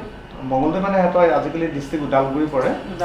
ওদালগুৰি। তেওঁলোকৰ গাঁওখনৰ নাম হ'ল বেজবৰুৱা। তেওঁ মঙলদৈ কলেজত পঢ়ি আছিলে BSc। তাৰ পাছত কিন্তু বিয়া হৈ গ'ল। তাৰপৰা ইয়াত BEd পঢ়িলে, BA পাছ কৰি। BSc পৰা তেওঁ BA পঢ়িলে, আকৌ পঢ়িলে। BSc এৰিলে পঢ়ি, তাৰপিছত কেঁচুৱাও হ'ল। তাৰপাছত BEd কৰিলে, BEd কৰি তেওঁ ডাবল MA কৰিলে। কৰি এতিয়া তেওঁ ভাগ্য ভাল আৰু মানে টেটত পালে, আৰু এনেকৈও বেলেগ চাকৰি কৰি আছিলে। তাৰপৰা এতিয়া সেই টেটত ল'ৰা ছোৱালীকেইটাও এতিয়া ক্লাছ 6 মা কথাখিনি সাৰ অংশটো এনেকুৱা ধৰণৰ হয়। মই কথাখিনি কৈ দিছোঁ যে মই মানে বিয়া কৰালোঁ মঙলদৈ, অৰ্থাৎ ওদালগুৰিৰ পৰা। তো অঞ্জলি ডেকা ৰাজবংশী মানুহ। তাই মঙলদৈ কলেজত বুটানীত মেজৰ লৈ BSc পঢ়ি আছিলে। তো পাছ কৰাৰ পাছত তাই গুৱাহাটীত আহিলে। অহাৰ পাছত এহেঁতি কটন কলেজত ফাৰ্ষ্ট বেচ আছিলে মাছ কমিউনিকেশ্যনৰ, তাই MA কৰিলে। কৰাৰ পাছত বিভিন্ন ধৰণৰ পেপাৰত বা এনেকুৱা প্ৰিণ্ট মিডিয়া, ইলেক্ট্ৰনিক্স মিডিয়াত পঢ়ি থকা অৱস্থাত আমি 2009 চনত বিয়া কৰালোঁ। বিয়া কৰোৱাৰ পাছত আকৌ আমি সিদ্ধান্ত ল'লোঁ যে, মই ক'লোঁ যে তুমি পঢ়া জীৱনটো আকৌ নতুনকৈ আৰম্ভ কৰা। তাৰপিছত আকৌ পুনৰ কৃষ্ণ এখন কি আছিলে হিতৈষৰিকা কলেজত BA পঢ়িলে। BA পঢ়ি আকৌ MA কৰিলে অসমীয়াত। তাৰপিছত আমাৰ নিয়ৰ দুবৰি জন্ম হ'ল। সিহঁতি দুইটা যিটোকে টুইন জজা একেলগে জন্ম হ'ল। তাৰপিছত BEd কৰিলে। তাৰপিছত আকৌ এডুকেশ্যনত MA কৰিলে। খুব ভাল ৰিজাল্ট কৰিছিলে। এডুকেশ্যনত MAটো 80% ওপৰত পাইছিলে। তাৰপিছত এনেদৰে পঢ়া শুনা কৰি থাকোঁতে আপোনাৰ কি আছিলে এছাম ষ্টেট টেক্সটবুক কৰ্পৰেশ্যন, মানে অসম পাঠ্যপুথি নিগম, তাতে চাকৰি কৰি আছে। তাৰপিছত আকৌ হাই স্কুল গ্ৰেজুৱেট টিচাৰ পালে কামৰূপ একাডেমি। ইয়াত চাকৰি জইন কৰিলে। এতিয়া চাকৰি ট্ৰেন্সফাৰ দিলে বাঘৰগুৰি, নহয় জানো? পাঞ্জাবাৰী বাঘৰগুৰি হাই স্কুলত পঢ়ি আছে। সেইখিনি বাৰু আমাৰ কথা। আৰু ল'ৰা ছোৱালী দুটা অসম জাতীয় বিদ্যালয়ত, দুইটা একেলগে পঢ়ে 7ম শ্ৰেণীত। তাৰপিছত মোৰ পাছৰ ভাইটিটো টুটুমণিয়েও সেই ওদালগুৰিৰ পৰা দৰং ডিষ্ট্ৰিক্ট। দৰঙৰ পৰা সেইটো চিপাজাৰ বুলি কয় ন? চিপাজাৰৰ পৰা বিয়া কৰাইছে। তাৰপৰা তাইও মানে এনেই প্ৰাইভেট নাৰ্ছ পঢ়ি পাছ কৰি আছিলে ডাউন টাউনত এনেকৈ গৈ থাকোঁতে ইয়াতে আছিলে। বিয়াৰ লগত থাকি চিনাকি হৈ পেলাই লৈ গ'লা। আমি ঘৰত বিয়া বাৰু পাতি দিলোঁ। তাৰপিছত তাৰ ছোৱালী এজনী এইবাৰ চিলমেজত চিট পাইছে। তাৰ পাছতো তেজপুৰৰ পৰা নিছে। তেওঁ তেজপুৰৰ পৰা বিয়া কৰাইছে। তেজপুৰ দৰং কলেজৰ কাষতে ঘৰ তেওঁ ব্লকত চাকৰি কৰে। আমাৰ ল'ৰাকেইটা অকণমান ব্যৱসায় বাণিজ্য চাকৰি বিষয়ে কচোন।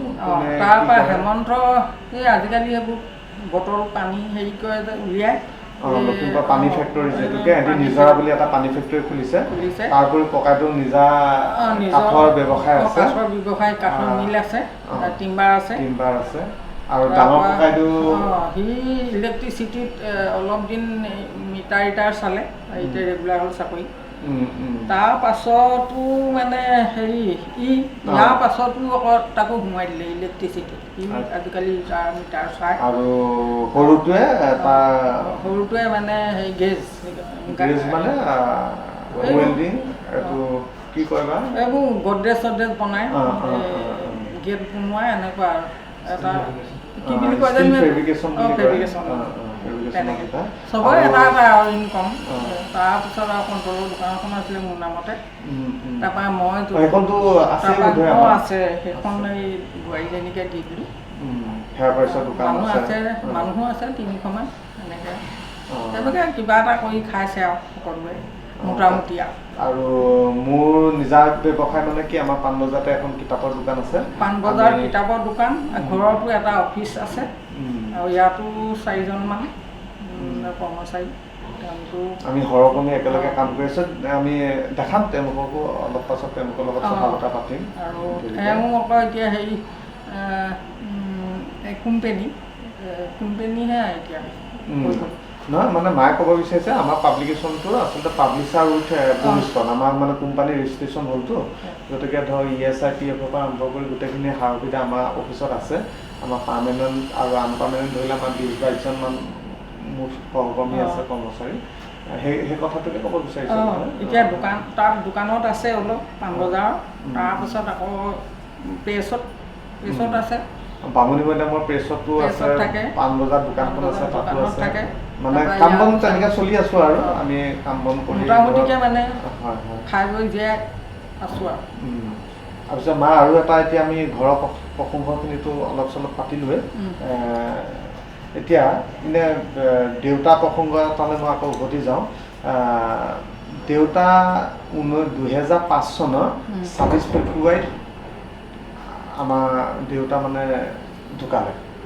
কিন্তু দেউতা বেমাৰ হৈছিলে, মানে হাই প্ৰেছাৰ হৈ যিহেতুকে পেৰালাইচিছ হ'ল, এইটো 1993 চনত 1993 চনৰ এপ্ৰিল। গতিকে মোটামুটি 1993 চনৰ পৰা 2005 চনলৈ প্ৰায় 8 বছৰ বা 13 বছৰমান 12 বছৰমান ধৰক দেউতা অলপ শয্যাগত হৈ আছিলে। এই যে দেউতা ধৰক শয্যাগত অৱস্থাত, দেউতা চাকৰি গ'ল, খেতি পথাৰো আমাৰ অলপ অসুবিধা, সেইটো সময়ত আমাৰ ঘৰৰ অৱস্থা পাতি খুবেই বেয়া আছিলে। গোটেইখন মানে টকা পইচা যিমান আছিলে সেইখিনি তেওঁলোকতো বহুত খৰচ কৰিলোঁ, মাটি বিক্ৰী কৰিবলগীয়া হৈছিলে।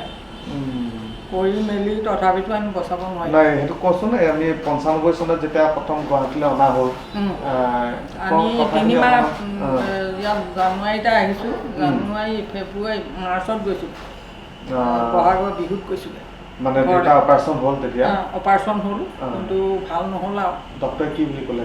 ডক্টৰে ক'লে আৰু এটা অপাৰেশ্যন কঁকালত কৰিব লাগিব, গন্ধলত কৰিলে অপাৰেশ্যন, তাৰপিছত আকৌ কঁকালত কৰিব লাগিব, তাৰপৰা আকৌ নানিলোঁ আৰু। নানিলোঁ আৰু তেখেতৰ মানে এনে মাত কথা ভাল, ধৰিলে খোজকাঢ়ি বাহিৰত এখন বিচনা, মানে ধৰিলে দেউতা খোজকাঢ়িও যায়, খালি কথা বতৰা ধুনীয়া, ভাত পানী ধুনীয়াকৈ খায়, কিন্তু খোজকাঢ়িব নোৱাৰে, মানে ধৰিলে খোজকাঢ়িব পাৰে। অলপ সেনেকুৱা শাৰীৰিক মানে সম্পূৰ্ণ অসুবিধা আছে। বেছিকৈ কাম কৰা পৰাই হ'ল নেকি? নহয়, আচলতে দেউতাই বোধহয় অকণমান বহাগ বিহুৰ ওচৰত হৈছিলেতো, অকণমান সাজ খাইছিলে আৰু হাই প্ৰেছাৰ এটা আছিলে। প্ৰেছাৰ আছে নে নাই নে তেওঁ জোখা নাই, কোনোদিনে জোখা নাছিলে। খোৱা বোৱা মানুহে একো নকৰে। বহাগ বিহুৰ ওচৰতেতো হৈছিলে, বিহুতে। তাৰপিছত দেউতাক যেতিয়া অপাৰেশ্যন কৰিবলৈ 1995 চনত আমাৰ মানে ইয়াত অনা হ'ল, গুৱাহাটীত অনা হ'ল, অপাৰেশ্যন কৰি নিয়া হ'ল। তাৰপিছত দেউতাটো ভাল নহ'লে, তাৰপিছত এই যে ঘৰত থাকিলে 2005 চনত 26 ফেব্ৰুৱাৰীত ঢুকালে, এই যে 95 চনৰ পৰা 2005 চনলৈকে 10 বছৰ কাল ধৰক দেউতা ঘৰত আছিলে। সেইটো সময়ত এনে আমাৰ ঘৰখনৰ ধৰক সকলো পঢ়া শুনা আছিলে, কেনেকুৱা ধৰণৰ অসুবিধা কি হৈছিলে? হেমন্ত কমাৰ্চত পঢ়ি আছিলে, হায়াৰ ছেকেণ্ডেৰী পাছ কৰিলে, পাছ কৰি মই নপঢ়োঁ আৰু মই দোকান চোকানকে দিম।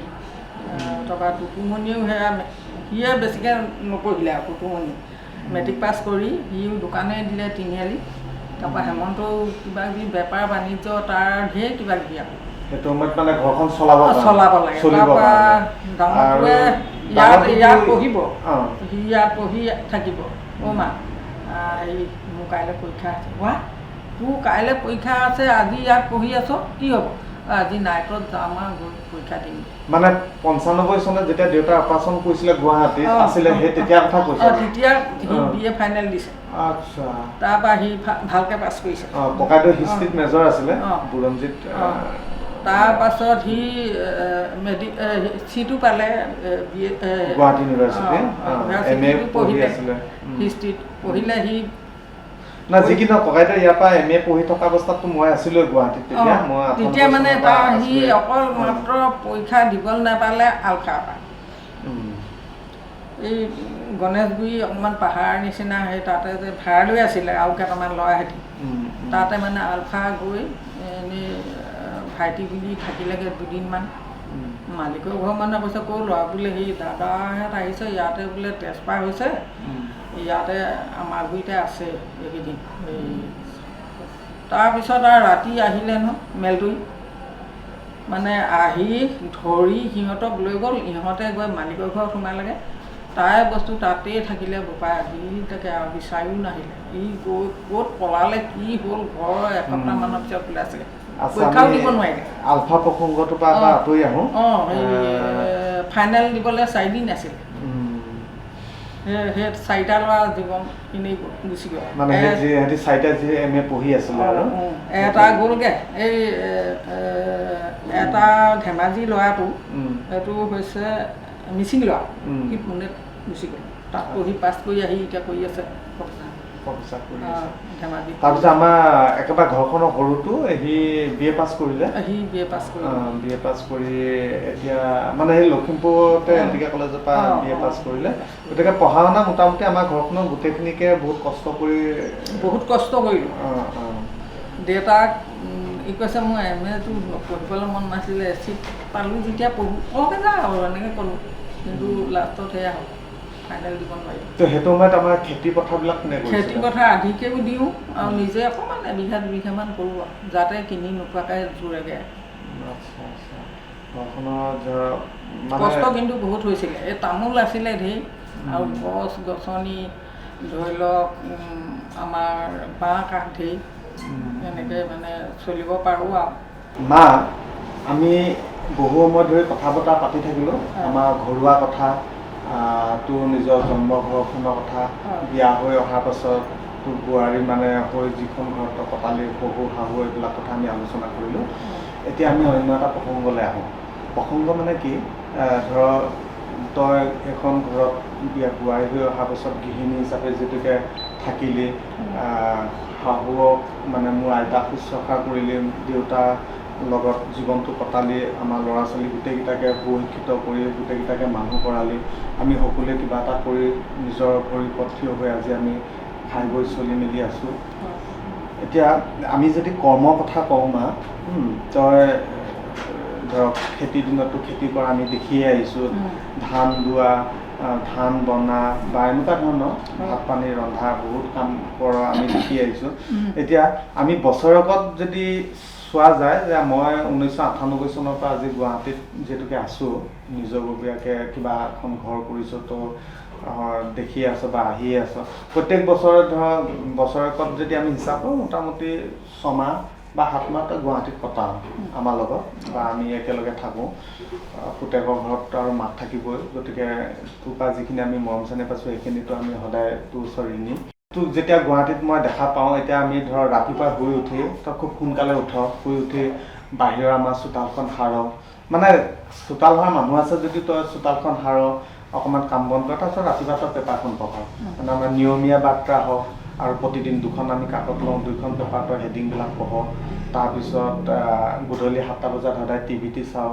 আমি ভাত খাই থাকোঁতে তই যেনেকৈ এতিয়া ধৰ উপৰাষ্ট্ৰপতি ধনখেৰ যেনেকৈ মানে আজি পদত্যাগ কৰিলে কথাটো তই ভাত খাই থাকোঁতে ক'লি সেই কথা কিছুমান তোৰ পৰা আমি জানো কাৰণ তই সদায় আপ টু ডেট কৰি ৰাখ নিজকে প্ৰত্যেকটো কথাই হেৰি কৰ জানো আৰু শেহতীয়াকৈ তোৰ মোবাইলত ইউটিউবত তই যথেষ্ট চাওঁ মা ভাগৰ নিজৰ নামত ফেচবুক আছে ইনষ্টাগ্ৰাম আছে ইউটিউবৰ হেৰি আছে মায়ে ভিডিঅ' আপলোড কৰে মায়েতো ফেচবুকত সদায় ভিডিঅ' চাই থাকে আৰু বৰ ধুনীয়া ধুনীয়া নাটক বা ভাওনা এইবিলাকতো চাই থাক আৰু শেহতীয়াকৈ মায়ে আৰু এটা কৰ্ম হাতত লৈছে ইউটিউবক মানে স্পেচিয়েল থেংক ইউ ইউটিউবত চাই মায়ে ঊল গুঠা যদি মায়ে ঊল গুঠিব জানে শেহতীয়াকৈ সাংঘাতিক ধৰণৰ কিছুমান কাম কৰি আছে মায়ে মানে বোৱাৰীয়েকে অৰ্থাৎ মোৰ মানে মিছেছে ফেঞ্চি বজাৰৰ পৰা মাৰ লগত গৈ মাৰ পচন্দত ঊল আনি পেলাই মায়ে এতিয়া ইউটিউবত চাই পেলাই নতুনকৈ কিছুমান বেগ বনাই আছে চুৱেটাৰ গাঁঠি আছে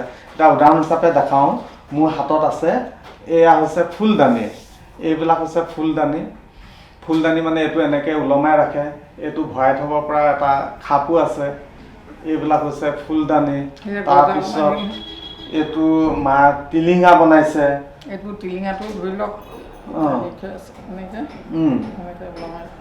তাৰপিছত এপাহ কি বনাইছ মা এপাহ ফুল এপাহ ফুল ন একদম ধুনীয়া এপাহ ফুল ওলমি আছে তাৰপিছত এইবিলাক আৰু শেহতীয়াকৈ যে কিছুমান বেগ বনাইছ বেগবিলাক দেখাই দেচোন অকণমান বেগ মানে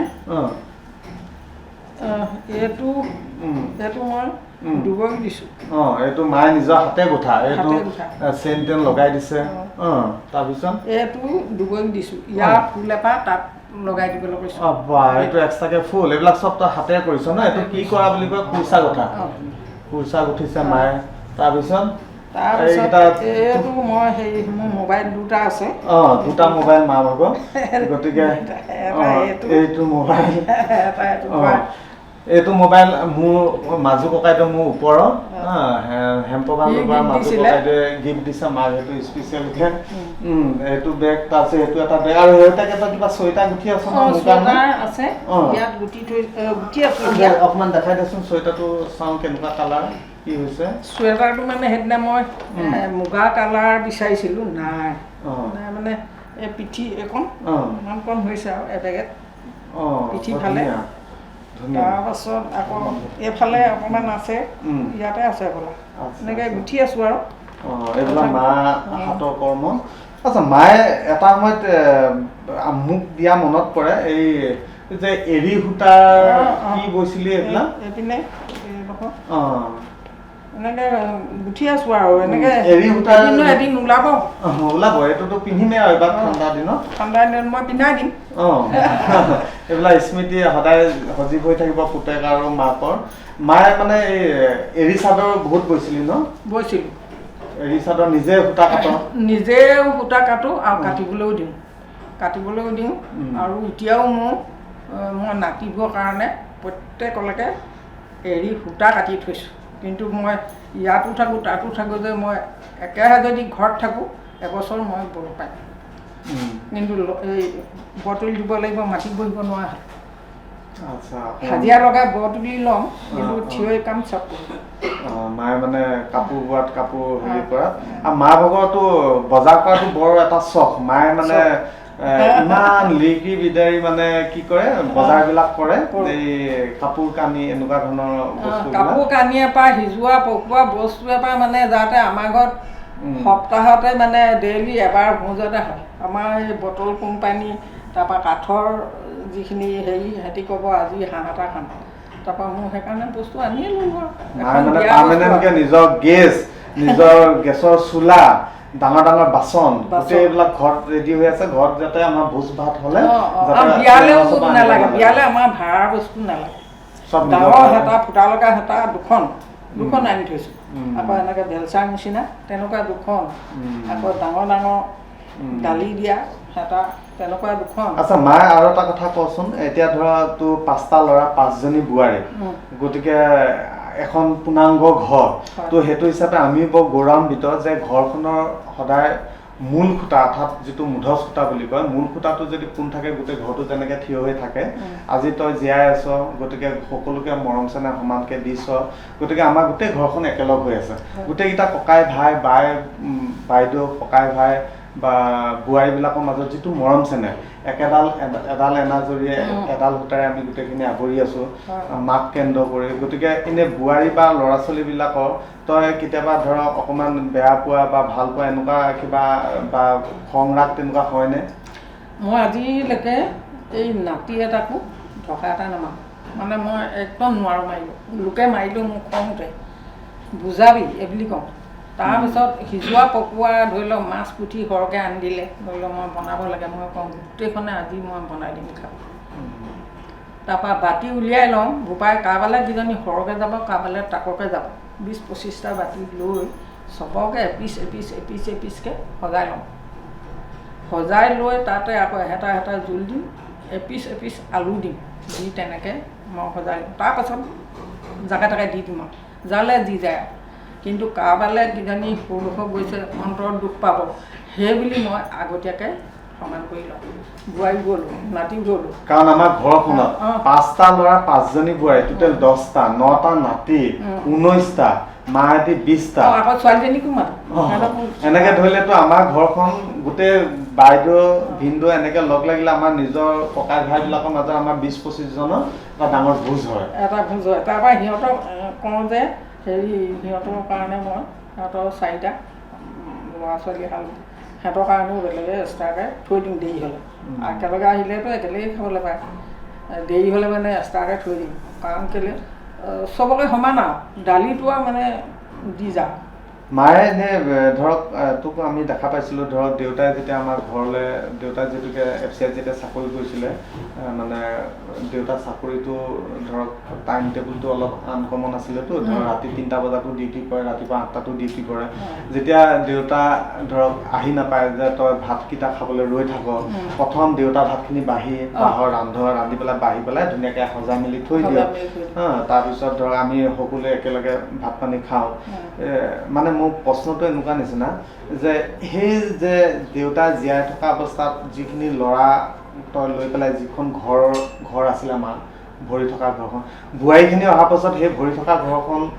আছেনে নাই কিয় নে অলপ মৰম চেনেহ কমিছে নাই বোৱাৰীখিনি অহাত ঘৰখন আৰু ভৰপক বা ভাল হৈছে নাই বোৱাৰীখিনি অহাৰ পৰা ভালহে হ'ল মই মানে কিমান কৰিম কিমান ধৰিম এতিয়া মই সিহঁতক এৰি দিছোঁ সিহঁতে এতিয়া মই কয় মা আপুনি ৰান্ধিবও নালাগে মুখৰ আগতে ভাত দিয়ে তথাপিতো মই নিজে হাঁহ কুকুৰা পুহোঁ ধৰি লওক নিজৰ ৰুমটোকে সাৰিলোঁ মচিলোঁ এনেই নাথাকোঁ নহ'লে কিবা এটা গুঠিলোঁ কাৰোবাক দিলোঁ মানে এনেই বহি নাথাকোঁ নাযাওঁ কিন্তু গাঁও হাত নুফুৰোঁ গাঁও হাত ফুৰা মোৰ অভ্যাস নাই এইবোৰ মানুহৰ ঘৰে ধৰি লওক চাহ তাহ খাই কথা তাৰ কথা পতাতকৈ ঘৰটো সোমাই চবতে কাম কৰি থাকোঁ তো মা আমি বহুত সময় কথা পাতিলোঁ এতিয়া মই মানে তোৰ মাজু বোৱাৰী অৰ্থাৎ আমাৰ শিক্ষয়িত্ৰী অঞ্জলি ডেকা গতিকে শিক্ষয়িত্ৰী শব্দটো কৈছোঁ আৰু কাৰণ শিক্ষক যিহেতুকে কৰে অঞ্জলি ডেকাই বোৱাৰী হিচাপে তোক কিবা অকণমান সুধিব তো মই আঁতৰি দিছোঁ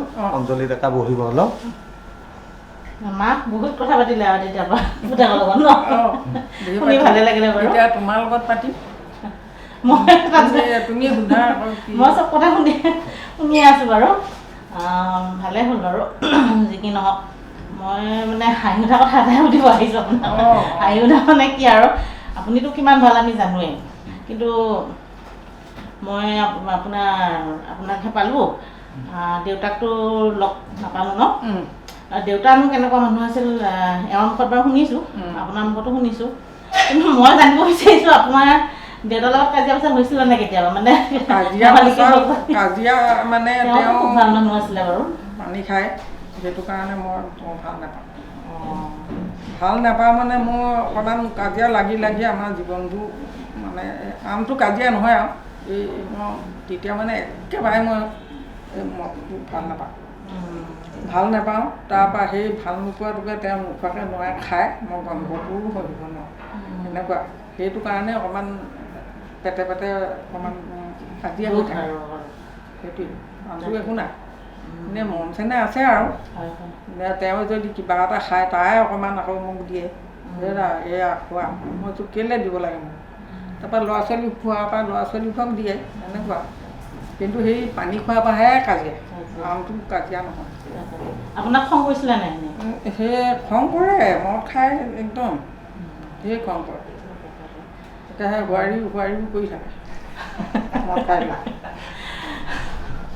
তাৰপিছত হেৰি আপুনি কি আঞ্জা বনাই বেছি ভাল পায় আপুনিতো বেলেগ আঞ্জা বনাই খুৱাইছে বাৰু আমাক মই ভাল পাওঁ মানে টেঙা জীয়া মাছ আনিলে মই যদি মাছত টেঙা দিয়ে খাই বহুত ভাল পাওঁ থেকেৰা টেঙা ধৰি লওক নেমু ঔটেঙাটো বৰ বেছি নাখাওঁ ঔটেঙা খালে অলপ কফ খোৱা নিচিনা হয় সেইটো কাৰণে ঔটেঙাটো নাখাওঁ থেকেৰা টেঙাটো কুজি থেকেৰা যে শুকুৱাই থয় সেইটো অকণমান দিব লাগে চব্জিত আৰু দালিত ধৰি লওক জোলত আৰু জীয়া মাছত ভাল পাওঁ খাই তাৰপাছত আৰু মাংস বোলা বস্তুটো মানে ভাল পাওঁ অকণমান খাওঁ বা বেছি নাখাওঁ বেছি খাব নোৱাৰোঁ আগৰ পৰাই কম খাওঁ মাংস অকণমান খাওঁ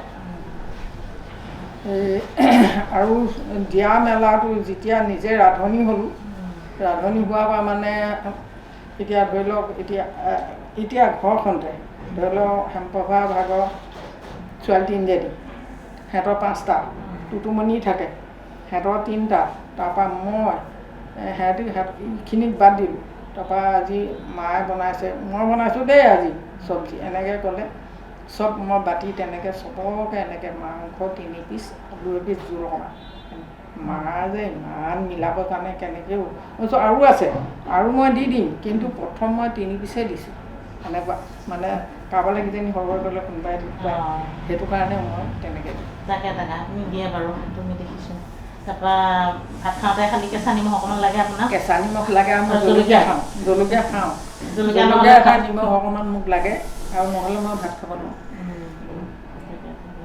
ডাক্তৰে কৈছে আপুনি নিমখটো নাখাব নিমখ নাখালে মোক চাহ মই ভাতেই খাব নোৱাৰোঁ মিঠাই খাই ভাল পায়নে আপুনি মিঠাই খায় মিঠাই বৰ নাখাওঁ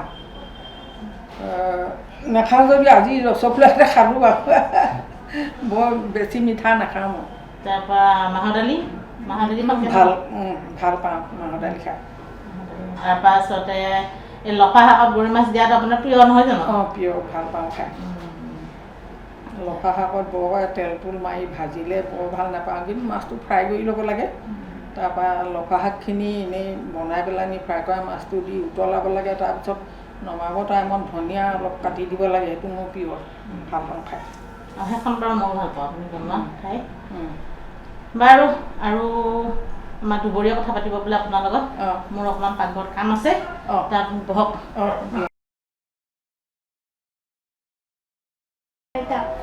তুমি এনে নাচ চাচ আগতে নাচিছিলোঁ মই এই গোহাঁইগাঁও যে আহিছিলোঁ অহাৰ পাছত ইয়াত মইনামেল কৰিছিলে মইনামেলৰ নামটো কি আছিলে কন্ধাই আলু সন্ধানী মইনা পাৰিজাত তাৰপিছত তেতিয়া ভানু বৰগোহাঁই তাৰ কন্যাই আৰু এজনী ছোৱালী সিহঁতক মই মোৰ ঘৰলৈ মাতি মই সিহঁতক শিকাইছিলোঁ নৃত্য নাটিকা বহুত শিকাইছিলোঁ সিহঁতি পুৰস্কাৰ পাইছিলে আজিও মোৰ নাম লয় খুৰীদেউ আপুনি যে শিকাইছিলে আমি পুৰস্কাৰ পালোঁ নহয় আজিকালি শিকাই নিশিকায় মই কৈছোঁ আজিকালি সেইবোৰ আৰু মই অকৰা নিচিনা হ'ল আৰু গ'ল আৰু আগতেই শিকি আছিলোঁ কাৰণেহে প্ৰতিযোগিতা কৰিছিলে চাগে কৰিছিলোঁ আগতে কৰিছিলোঁ নহ'লে ভাওনা চাওনা কৰিছিলে ভাওনা নাই কৰা এনেই নাটক চাটক কৰিছিলোঁ তোমালোকৰ নিচিনা দিনতে বাকী প্ৰশ্ন এটা আছিলে আপুনি আপোনাৰতো বহুত নাতি আছে ন তাৰ ভিতৰত আপুনি কাক আটাইতকৈ বেছি মই নাতি গোটেইখিনিকেই ভাল পাওঁ কাকো মই বেছি মৰম নকৰোঁ অন্তৰতে গোটেইখিনিকে ভাল পাওঁ গোটেইখিনিকে মই সাৱটি লওঁ এজনীক ভাল পাওঁ এজনীক ভাল পাওঁ চবকেই ভাল পাওঁ মই অন্তৰে চবলৈকেই মৰম বিহু নাম এফাকি গাই দিয়কচোন বিহু নাম মই এতিয়া নামবোৰ পাহৰিছোঁ বাৰু এনেই আগৰ নাম এটা গাই দিওঁ আৰু আমাৰ দিনৰে তোমালৈ চাওঁতে বনবগৰী জপনা দেউতে বনবগৰী ফুটিলে অঘয়া ফুলে বনবগৰী সবা জানো লগৰী দিবা জানো মৰমৰ দিবা জানো মৰমৰ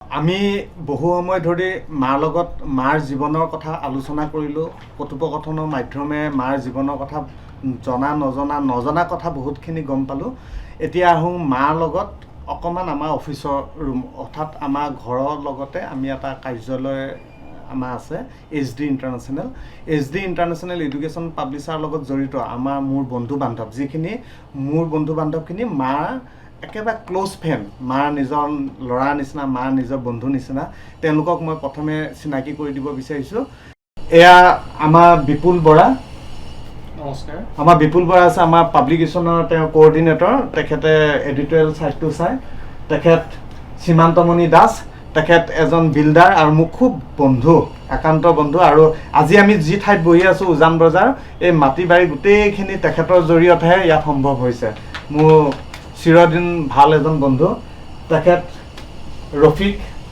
আমাৰ বৰ্তমান যিটো ঘৰ বনাই আছোঁ মোৰ খুব ভাল বন্ধু তেখেতে আমাৰ বিল্ডিঙৰ কামখিনি কৰি আছে তেওঁ বিল্ডাৰ ঠিকাদাৰ হিচাপে কামখিনি কৰি আছে তেখেত আমাৰ ৰুবুল ডেকা মোৰ খুব পুৰণা বন্ধু 2010-11 চনৰ আমাৰ কম্পিউটাৰৰ কামখিনি তেওঁ চোৱা চিতা কৰে আমাৰ হৰিচৰণ বেজবৰুৱা 2003 চনৰ মোৰ বন্ধু গতিকে আমাৰ বয়োজ্যেষ্ঠ তেখেতে একেলগে আমি কাম বন কৰি আছোঁ। সেয়া হৈছে মোৰ মানে নিচাদেউ ল'ৰা কণভাই, আৰু তাক শৰৎ নীল সকলোৱে চিনি পায়, খুব ভাল গান গায়, এইখন চিত্ৰ জগতৰ লগত জড়িত। নেক্সট আহিলে আমাৰ পিণ্টু হাজৰিকা। পিণ্টু হাজৰিকা আমাৰ প্ৰডাকশ্যন মেনেজাৰ, আমাৰ ইয়াতে খ্ৰীষ্টান বস্তিত ঘৰ, আমাৰ HD ইণ্টাৰনেশ্যনেলৰ তেওঁ অবিহনে আমাৰ শিপা আৰু মূল ঘাই শিপাডাল পিণ্টু হাজৰিকা। তাৰপিছত আহিলে আমাৰ বিপ্লৱ শইকীয়া আমাৰ সমন্থত মমায়েক হয়।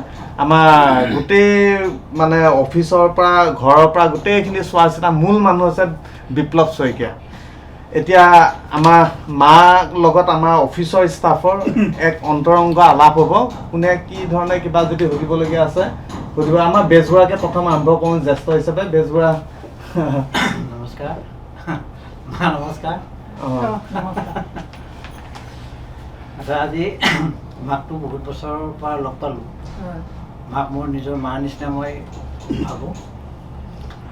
গতিকে মাৰটো জীৱনটো বহুত ঘাট প্ৰতিঘাত, বহুত ঘটনাৰে পৰিপূৰ্ণ। গতিকে মাৰ জীৱনত এনেকুৱা এটা আপুনি ঘটনা কওকচোন বাৰু। এই RCM মছলাইদি যে মাংসটো বনালে, RCM মছলা মানে হেৰি খাচী মাংস আনিছে 1.5 কেজি, কৈছে পিছত গালি পাৰিছে আৰু 700 টকা দি এনেই আনিলোঁ। তাৰপিছত মই আদা নহৰু দিলোঁ। মই কৈছোঁ আদা নহৰু দিলেই হ'ব। তাৰপিছত অ' মা সেই RCM মছলা আছে, গৰম মছলা মোৰ ভিয়াপিটোত আছে। তাৰপৰা দেখিলোঁ যে বহুত ৰঙা টেমা। তাৰপিছত এটা আনিলোঁ, মই পঢ়ি নাচালোঁ। তাৰপিছত আনি খুলি পেলাই চব্জিত দিলোঁ। তাৰপিছত সিহঁতি খালে, চবেই খালে। কিন্তু হেমন্ত বহুত বেলেগ ধৰণৰ ল'ৰা, সি অকণমান খাওঁতেই জানে। সি কৈছে মা কি দিলি, কিবা এটা গোন্ধাইছে। মই বোলো নহয় RCM গৰম মছলা। তাৰপৰা সি কৈছে RCM গৰম মছলা, এইবোৰ এনেকুৱা গোন্ধাই নি ভেকেটা। মই কৈছোঁ নহয় আমি চবেই খালোঁ, ভাল। কৈছে আজিৰ পৰা নিহি যাব। মই বোলো হ'ব, আজিৰ পৰা নিহি যাম। এইভাগে থাকিলে থাকি তাৰপৰা আৰু প্ৰায় এমাহমানৰ পিছত আকৌ বনালোঁ। এই নাই দিয়া আকৌ, সদায় মাছ মাংস আনা নাই দিয়া। সেইদিনা বোলো ইমান দাম দি আনিছে, আজি অকণমান দিওঁ, সি গম নোপোৱা দিলোঁ অকণমান। সেইকণতো সি ধৰিলে, অ' মা আজি আকৌ দিলি, হ'ব দে এইখিনি তই খা। মই কৈছোঁ মই খাওঁ, অকণমানহে দিছিলোঁ। অকণমান দিছে, চাওঁ টেমাটো আন। তাৰপৰা টেমাটো আন। তাৰপিছত টেমাটো আনি দিলোঁ, দুপাৰীটা তেনেকৈ আছে। তাৰপিছত এয়া দাঁত ঘঁহা হয় নহয়। মই বোলো হয় আকৌ, মই বুজি নাপালোঁ আকৌ। একদম উভত মাতি বুঢ়ী একদম দলিয়াই দিলে। সেইটো গ'ল। ইয়াৰ এজন দাদা দিলে। আজি মানুহ মহান কি হ'লহেঁতেন। তাৰপৰা ইয়াৰ বন্ধু এজন আছিলে, বন্ধু মানে দাদা পাতি লৈছিলে। তাৰপিছত হেমন্তই আকৌ 1 কেজি মানে হেৰি আনি থৈছে, এনেকুৱা টেমাটোত দাইল থোৱা টেমাটো। আজি এইবোৰ কি দালি আনিলোঁ, তই যে সেইবোৰ চব মেথিগুটি। তাৰপিছত সেইখিনিকে সিজাইছোঁ, মেথিগুটি দি তেলো মাৰিছোঁ আৰু মেথিগুটিকে সিজাই খাবলৈ দিছোঁ চবৰে। তো মই কৈছোঁ আজি হ'লে মগুমাহ নিসিজিলে দেই, কি মগুমাহ আনিছিলে নাজানো। তাৰপৰা কৈছে অ' মা শুদ্ধ মেথিগুটি। মই কৈছোঁ কি শুদ্ধ মেথিগুটিকে বনোৱা হ'ল। তাৰপিছত আৰু আনি পেলাই চাইছোঁ হয় আকৌ মেথিগুটি। মইনো মোক ক'ব লাগিছিলে আকৌ দালি টেমাত যে মেথিগুটি আছে বুলি। তাৰপৰা সেইদিনা সেয়া কৰিলোঁ। তাৰপাছত মই এটা কথা জানিব বিচাৰিছোঁ। প্ৰথমতে মই পৰিচয়টো মানে কিমান দিনৰ পৰা মাৰ লগত চিনাকি এই বিষয়ে কৈছোঁ। মাক আজি বহু বছৰৰ পৰা হিৰেণক যেতিয়াৰ পৰা গুৱাহাটীত লগ পাইছোঁ তেতিয়াৰ পৰা মাৰ সৈতে মোৰ মানে আত্মীয়তা আৰু ঘনিষ্ঠতা গঢ়ি উঠিছে। মাৰ বিষয়ে বহুত কথা শুনিছোঁ, ৰসাল কাহিনী শুনিছোঁ, মাক ঘটোৱা ঘটনাবিলাকো শুনিছোঁ, যিবিলাক ঘটনা ৰসাল। তাৰে এটা হ'ল তেওঁ হেঙেৰাবাৰীত হিৰেণৰ ঘৰ থাকোঁতে তেওঁ কাপোৰ চাফা হ'বৰ কাৰণে এবিধ দ্ৰব্য ব্যৱহাৰ কৰিছিলে। কাপোৰ চাফা হ'ব এবিধ দ্ৰব্য ব্যৱহাৰ কৰিলে তেওঁৰ টুটুমণি বোলা সন্তানটোৱে দিছিলে। সেই কাপোৰ ধোৱা দ্ৰব্যবিধনো কি, আমি সেই ৰসাল কাহিনীটোৰ বিষয়ে জানিব বিচাৰিছোঁ মাৰ পৰা। সেইটো ইমানবোৰ চাৰ্ফ আছে, এই চাহবোৰ দেখোন ভেকুৰি গৈছেগৈ, এই সিহঁতি তথাপিতো এইটো এনেকৈ থৈ দিছে কি হ'লে, সেইবুলি আনি মই চাহবোৰ দেখোন আকৌ হেৰি নহয়, ফেন নুঠে। সেইবুলি মই সদায় কাপোৰ ধুওঁ, সদায় ধুওঁ, কিন্তু কোনেও নুশুধেও এইটো যে টাইছত লগোৱা বুলি, দেখিবলৈ একেই। তাৰপৰা তেনেকৈ এদিন আৰু টুটুমণিয়ে দেখিলে, অ' মা মই কৈছোঁ এইটো দেখোন কেনেকুৱা চাৰ্ফ, এইটো দেখোন নেফেনাই। অ' মা টাইলছত লগোৱাহে। অঁ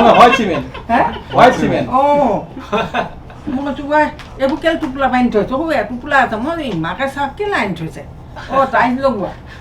অ' মই নাজানো নহয়, মইতো সদায় ধুওঁ, তোৰ কাপোৰ চফা হয় নহয়, তোৰ ক'বই নোৱাৰো। তেনেকুৱা কথা। এই তেনেকে কিছুমান মানে এই যে আপুনি যে গোটেইকেইজনক যে হৰলিক্স যে খুৱালে যে মাছৰ পেটৰ লগত, সেইটোও কৈ দিওঁ লগতে। অঁ সেইটো মানে কিবা মাছ এটা আনিছিলে, বৰালি মাছটো নিছিলে, কি মাছ আছিলে সিয়ে তেনেকুৱাই আছিলে, এপোৱামান তেলে ওলাইছে। তাৰপৰা মই ঘৰৰ পৰা সান্দহগুৰি লৈ আহিছোঁ, তাৰপৰা এওঁ হৰলিক্সৰ টেমাতে ভৰাই থ'লে। তাৰপিছত মই বোলো ইমান ধুনীয়া পেটু, তাৰপৰা দিলোঁ চৰুত, মানে অকল তেলেই ওলাই হৈ পৰিলে চৰুত। মই কৈছোঁ অ' মণি এই সান্দহগুৰিখিনি ক'ত থলা, এই পেটুখিনি দি দিওঁ তেল হৈ গ'ল। তাৰপৰা বোলে মা এই ডাঙৰ হৰলিক্সৰ টেমাত আছে, আনিলোঁ, আনি পেলাই সেইখিনিকে দিলোঁ। তাৰমানে হৰলিক্স দেই, সান্দহগুৰি নাই দিয়া, হৰলিক্স দি বনাই আছোঁ। এই দেখোন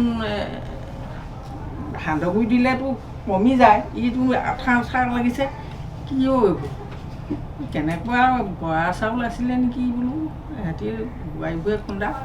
তাৰপিছত আৰু খাবলৈ দিলোঁ, প্ৰথম পুলুৱে খাইছে, ই পাণবজাৰলৈ আহিব লাগে, তাকে দিছোঁ। অ' আই কি হ'লেও বোপাই, আজি একদম মাছ খাব নালাগে আৰু, এই অকল পেটুৱে ভাত যাব, কেলৈ ইমানেই টেষ্টি লাগিছে, একদম ঘিউ নিচিনা লাগিছে, ঘিউ খোৱাগতে লাগিছে, ঘিউৰ লগত যেন ভাত খাইছোঁ। হয় নেকি? তাৰপৰা ই খালে, সিয়েনে খালে। তাৰপিছত সিয়েনে কৈছে হেৰি অ' হয় নকওঁ, আজি বৰ ধুনীয়া পেটুটো এনেকুৱা টেষ্টি নে। অঁ তাৰপৰা মণিয়ে খালে, মণিয়ে কৈছে বৰ ধুনীয়া দেখোন আজি পেটু, এইটো মাছ নাখালেও হয়। তাৰপৰা মই খালোঁ, মই ভাল পালোঁ। তাৰপৰা গ'ল, আকৌ বন্যমত আকৌ আনিলে, আকৌ বনালোঁ তেনেকৈ, সেইদিনাও ভাল পালে। আকৌ এদিন বনালোঁ, তেতিয়ালৈকে ধৰা পোৱা নাই, 3 দিন খোৱালোঁ। তাৰপৰা এদিন আকৌ এওঁ ক'লে অ' মা সেই হৰলিক্সখিনি যে নাইকিয়া হ'ল, মই ক'ৰ হৰলিক্স বোলে এইটো, কৈ কেলৈ সান্দহগুৰি বুলিহে কৈছিলে, সদায় খোৱালোঁ দেখোন মাছৰ পেটুৰ লগত। মই সান্দহগুৰি ভাগতেই থাকিলে, মই হৰলিক্স খুৱাই শেষ কৰিলোঁ। আচ্ছা মা, আপুনি যে মাজতে ক'ৰবাত ওলাই যাওঁতে মুখত কিবা এটা ক্ৰীম সানিছিলে, সেই ক্ৰীমটোৰ বিষয়ে অলপ কওকচোন। অঁ ক্ৰীমটো মানে হেৰি পঞ্চ এনেকৈ পায় নহয়। তাৰপিছত আৰু মই পঞ্চ বুলি যাব লাগে এই ভাগিনজনীৰ ঘৰলৈ, তাই মাতিছিলে, অ' মাই কাইলৈ আহিব, মই চবকে মাতিছোঁ খানা এটা খুৱাম। তাৰপিছত সেইটোকে ঘঁহি গ'লোঁ আৰু, তাৰপৰা মোৰ টানি ধৰিছে, সেইটো বোলে মূৰত ঘঁহে, চুলিবোৰ থিয় হ'লেও পৰি থাকে, এনেকুৱা। অঁ সেইটোকে ঘঁহি গুচি গ'লোঁ নহয়, সেইটোকে ঘঁহিলে। অঁ তাৰপিছত আৰু মই কৈছোঁ অ' মাহী আপোনাৰ দেখোন গোটেই মুখখন ফাটিলে। হয়তো মোৰ টানি ধৰিছে। তাৰপৰা মই ঘঁহি ধুইছোঁ, ফেন ওলাইছে। তাৰপৰা মইনালৈ ফোন কৰিছোঁ, অ' মইনা তই দিয়া দেখোন এইটো কি বোলে কিনো, কৈছোঁ মই এই ৰুমত যে আছিলে, মই সেইটো বোলে মোৰ ঘঁহাত মুখত ঘঁহিলি নি? মই বোলো অঁ মোৰতো পঞ্চ বুলিয়ে ঘঁহিলোঁ। অ' তই ইমান চাই ল'ব লাগে কোনটো কি, যি পালোঁ তাকে ঘঁহি দিলোঁ, ঘঁহি পেলাই নি ইয়াকো এবাৰ কেৰাচিন তেল খুৱাইছিল। ইয়াক লৈ মই দৌৰিছোঁ। তাৰ আইতাই ক'লে এই আমাৰ বুঢ়াই মানে খায়, তেওঁ জোৰ পাবলৈ গ'ল খাই, তাৰপৰা অকণমান আছে, তাৰপৰা ই আকৌ মই যদি ফুট লওঁ সি আনি আগ ধৰি লয় ফুট সৰুতে।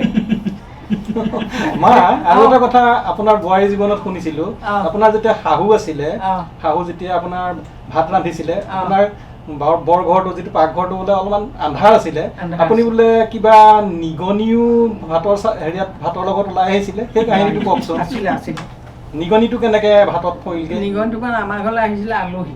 হয়, আলহী আহিছিলে, তেতিয়া মই ভাত নেৰান্ধো। আমাৰ আইতাৰ জোঁৱায়েক আহিছিলে আৰু জোঁৱায়েকৰ মমায়েক আহিছিলে। তাৰপৰা আইতাই বনাইছে, বৰ ধুনীয়াকৈ বনাইছে, মাছ মাংস চব বনাইছে ধুনীয়াকৈ। তাৰপৰা ভাতত চাউলতনো কেনেকৈ নিগনিটো মৰি আছে নেকি নাজানো, আইতাই নিজেই মানে বনাইছিলে। তাৰপিছত আৰু ভাত বাঢ়ি দিছে, সিহঁতৰ দেউতা ক'লে মোৰ এটা আহিছে, কৈছে অ' এইটো কি বস্তু, কিবা ভাতত দেখোন কিবা শিঙি মাছৰ মূৰটো গতে দাৰি চাৰি লগা আহিছে, কি এইবোৰ? তাৰপৰা কৈছে হেই কি? তাৰপৰা ভিনদলৈ গৈছে, মানে নিগনি পেটুটো এদি গৈছে আৰু আলহীলৈ গ'ল সিহঁতৰ বাপেকে বমি কৰি মই চকুৱে হাই পেলালোঁ। আলহীয়ে ভাত খাব নাপালে।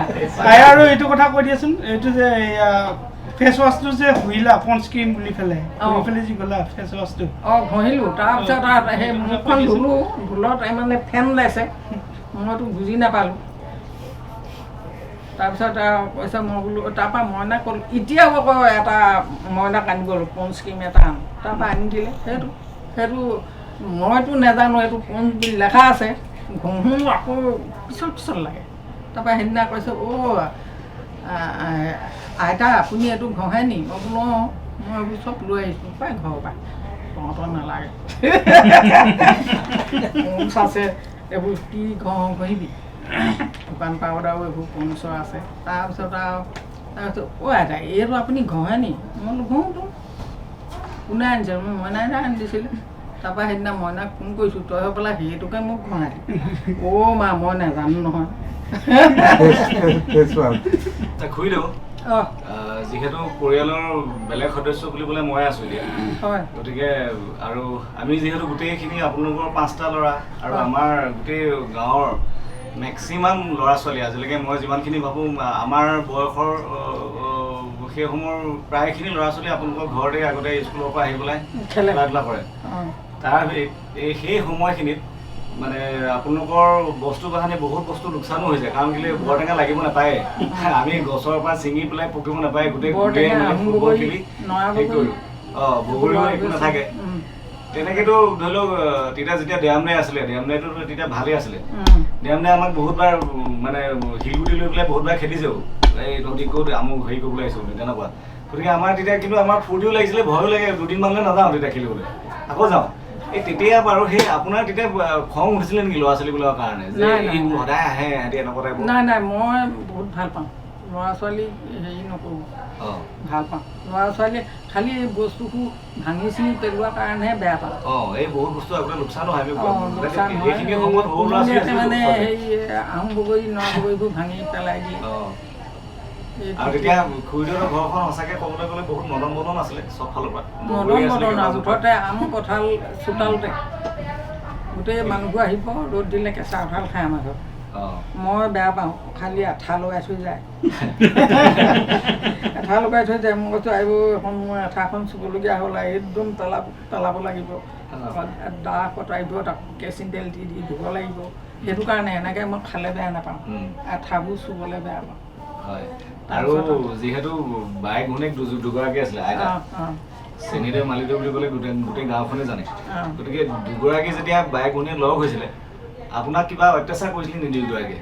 সেইটোৱেতো পেটটো ফালিবলগীয়া হ'ল কেলৈ, মই 5 দিনলৈকে ভাতেই নাখাওঁ। মইতো এইটো এনেকুৱা পানী খোৱা মানুহ দেখা নাই, আৰু মাইকী মানুহৰ উভত মাত দেখা নাই, হয় নহয় বাৰু? আমাৰ আইতাই কেনেকুৱা মাত মাতে, উভত মাত দেখা নাই, মোৰ জ্বৰ উঠি যায়। আমাৰ দেউতাহঁতেও নামাতে, আমাকতো তুমি বুলিয়ে কয়, আৰু ইয়াত দেখোন মাইকী মানুহে এনেকুৱা উভত মাত মাতে, তাৰপৰা মোৰ জ্বৰ উঠে, ভয় লাগে। তেনেকৈ ভয়কৈ প্ৰায় মোৰ 4-5 বছৰ মানেই তেনেকৈ ভাত পানী নাখায়। তাৰপৰা মোৰ মানে পেটত কিবা এটা হৈ গ'ল আৰু অপাৰেশ্যন কৰিবলগীয়া হ'ল। অপাৰেশ্যন কৰিহে মই বাচিছোঁ, খালেও মানে ওলাই যায়। মই বহুত ভয় লাগে, আৰু মোক খোৱা মানুহ দেখিলে বহুত ভয় লাগে। মা, আৰু এটা কথা, আপোনাৰ সন্তানকেইটাৰ ভিতৰত সৰুতে আপুনিতো বহুত কষ্টৰে তুলিলে, আমি কষ্টৰ মাজতো কোনটো সন্তানে আপোনাক হাঁহিৰ খোৰাক দিছিলে, খুব জমনি কৰিছিলে, কওকচোন। জমনি কৰিছিলে। কোনটা জমনি মানে কৰে মানে আমাৰ হেমন্তই যিকোনো কথা হেৰি কৰে আৰু সি গান গাবলৈ বহুত আশা কৰে, কিন্তু তাৰ মাত বেয়া। গান গাবলৈ মন কৰে, মাতটো বেয়া। এক্টিং কৰে, এতিয়া মইনামেল হৈছে তেতিয়া এক্টিং কৰে, ঢোল বজায়, এনেকুৱা মানে সি তেনেকুৱাখিনি ভাল। আৰু মই নাম চাম গাওঁ, নাচেও, আৰু তাক শিকাওঁ নাম চাম গাবলৈ। এহেঁতি নকৰে, ই নাম গায়, ই নাম গোৱা শুনি মই হাঁহি হাঁহি বাৰাকে মই হাঁহি সেইটোৱে জমনি কথা, সেইটোৱে কৈছো।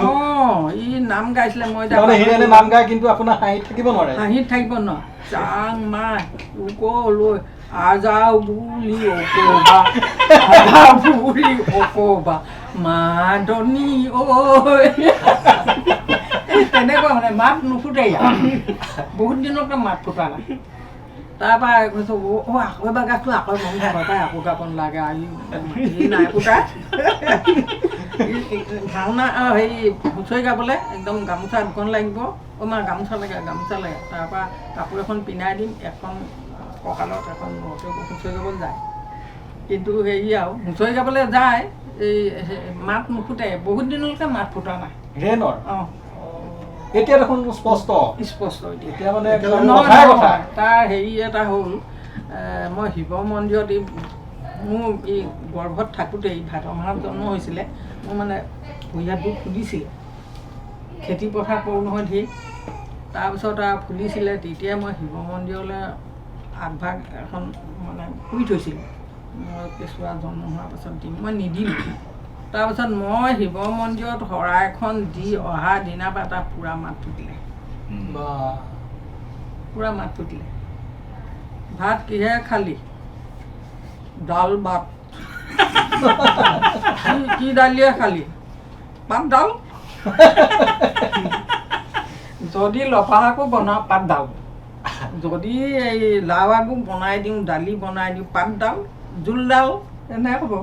আৰু এটা মাৰ কথা শুনিছোঁ, আপোনাৰ হীৰেণৰ সৰুকালতে গছৰ পৰা পৰি যে কিবা ভৰিত ভুল সোমাইছিলে, জেওৰা খুটি সোমাইছিলে, আপোনাৰ অনুভৱটো কেনেকুৱা হৈছিলে? মানে সেইটো কথা মোক নকবা আৰু, উপায়ো ইহঁতৰ আটাক ঢুকাব মানে আৰু একদম অৱস্থা বেয়া, মেডিকেলত আছে। ইয়াক ক'লোঁ, গাখীৰ খীৰালোঁ, পাই গৰুখিনি থৈ আগে যা। তাৰপৰা গাখীৰ খীৰাই এটা সেই গৰুখিনি থ'বলৈ গ'ল। তাৰপৰা আমাৰ ওচৰতে হেৰি মানুহ এঘৰ তামোল গছ, চেতিয়া ঘৰ বুলি কওঁ আৰু, সিহঁতৰ গছ এজোপা পৰিলে। সি আকৌ গছজোপা পৰিলে, জেওৰাখন ভাগিলে, কিছুমান জেওৰা এনেকৈ ওপৰলৈ আছে আৰু, সি সেইজোপাত বগালে। সি যেতিয়া সেইজোপাত বগালে, তাৰ স্পঞ্জো সিহঁতি এইভাগে পিছলি পৰি স্পঞ্জ সেইযোৰে এইপিনে ওলাই গ'ল, তাৰ জেওৰাখুটি ওপৰত ওলাই গ'ল, ভৰি ফুটি স্পঞ্জো হেৰিও সোমাই গ'ল, স্পঞ্জৰ যি টুকুৰা টুকুৰি সোমাই গ'ল। তাৰপৰা এইপিনে চিঞৰত মানুহে লৈ গ'ল, আমি গমেই নাপাওঁ, তেজবোৰহে দেখিলোগৈ। তাৰপৰা লৈ গ'ল, এইপিনে আইতা আছে, তাৰ ডাঙৰ দুটা তাতে আছে মেডিকেলত। ইয়াক মানুহ এটাই নিলে, হিৰেণ আহিছে বুলি চিঞৰ বাখৰ। তাৰপৰা ইয়াক ডাক্তৰে কিবা কিবি কৰি ঘৰলৈ আনিলে, একদম ৰাত। ইপিনে সেইপিনেও চিন্তা, ইয়াৰ কাৰণেও চিন্তা। তাৰপিছত বোপাই ভগৱানে মানে মোক এটা ঔষধ দিলে, এতিয়াও মই লিখি থৈ যাম সেইটো। কাঁইট সোমাই আছে ইয়াৰ ভৰি এইডাল, ইপিনে হায়াৰ ছেকেণ্ডেৰীত পঢ়ে, ইয়াৰ মানে যাব লাগে, এটা ভৰি জুপিয়াইতো যাব নোৱাৰে। এই ল'ৰা এটাই এই বুবু যে সি লৈ যায়। অলপ দিন এমাহমান নগ'লেই, তাৰপাছত গ'ল আৰু ইমান ক্ষতি কৰিব। তাৰপৰা তেনেকৈ গৈ থাকে, আহি থাকে। তাৰপিছত মানুহ এজন আহিলে, এই আমাৰ ইহঁতৰ বাপেকৰ বায়েকক নিছে, তেওঁ মূৰ খুটি আছে। তাৰপৰা বিহাৰী এজন আছে তাত, বিহাৰীজনো মানে মাছ চাছ ধৰা বিহাৰী আৰু বেজ, সেইজনো আহিলে আমাৰ ঘৰত সোমালে। তাৰ মই ভাত পানী দিলোঁ, খালে বোলে। মইতো ৰাতি বোলো টোপনি ক্ষতি ভিন্দো, কিহৰ টোপনি ক্ষতি? মই বোলো সেয়া আইতাটো তাত আছে, এইটো আজি চিঞৰ শুব পৰা নাই, কি হ'ল? বোলো এইতে ভৰি ফুট, এইতে সোমাই ইয়াতে ওলালে। কিমান দিন হ'ল? মই বোলো 2 মাহ হ'ল। তেও আমাক কোৱা নাইনে? তাৰপিছত ভিন্দো গ'লগৈ, গৈ আকৌ এমাহ হ'ল, 6 মাহমানৰ মূৰতহে ভাল হৈছে, ভৰি কাটিব। তাৰপৰা কৈছে মা সেইবোৰ বাদ দে, অসমীয়া চসমীয়া ভৰিটো কাটি পেলাব লাগিব। কেঞ্চাৰ ডাঙৰটোৱে কৈছে মা অঁ ভৰিটো ফুলিয়াই আছে ভাল নোহোৱা হ'ল ডিব্ৰুগড়ত লৈ যাওঁ তাৰপিছতে আৰু ডিব্ৰুগড়ত লৈ যাওঁ বুলি কওঁতে ভিনদেউ আকৌ আহিলে মদ পানী খোৱা মানুহ যে পাহৰিলে আহিলে সেই মানুহটোৱে তেতিয়াৰ পৰা তেখেতে দেৰাই দিলে আপুনি নিজে বিচাৰি আনক আমুকটো আনক তামুকটো আনক আপোনালোকৰ বাৰীত ধেৰ ঔষধ আছে গোটেইকেইটা আনিলোঁ আমুকটো 100টা আগ লাগিব 100টা আমুক লাগিব 100টা তামুক লাগিব আজি ৰাতি বান্ধি থ'ব তাৰপৰা ৰাতি একদম খুব মিহিকৈ তাৰমানে দেৰাই লগাবলৈ উপায় নাই ভেৰভেৰীয়া হ'ল তাৰ দেৰাইটো লগাই এৰাপাত খিলাই তাত দিছোঁ এৰাপাত খিলা দি ধুনীয়াকৈ বান্ধিলোঁ বান্ধি ৰাতিটো শুব পৰা নাই ইমান চিঞৰিছে মা মই কৈছোঁ বোপাই মই কি কৰিম এতিয়া মা এনেকৈ মই কি কৰিম এতিয়া মই তেনেকৈ চিঞৰিছোঁ তাৰপৰা এন্ধাৰতে সি এটা ভৰিয়ে দুপিয়াই বাহিৰলৈ গৈছে এনেকৈ নাই তই মই মই আনিব হেঁতেন নহয় তই কেলৈ আহিছোঁ মা মই থাকিবলৈ ঠাই পোৱা নাই তাৰ বিচনীখনে এনেকৈ বিচি আছে ভৰিটো তই খুলি দে তাৰপৰা খুলি দিলোঁ গোটেই যিমান কাঁইট সোমাইছিলে ডাক্তৰেও নোৱাৰিলে গোটেই কাঁইটখিনি ওপৰত টানি লৈ গুচি আহিলে ওপৰতে ওলাই গুচি আহিলে ওপৰত এনেকৈ আছে তাৰপৰা মই বোলো হেৰি নহয় ওপৰ এইখিনি কাঁইট তেতিয়া চকু ভাল দেখিছোঁ এইবোৰ চব কাঁইট তাৰপৰা ইহঁতৰ মাক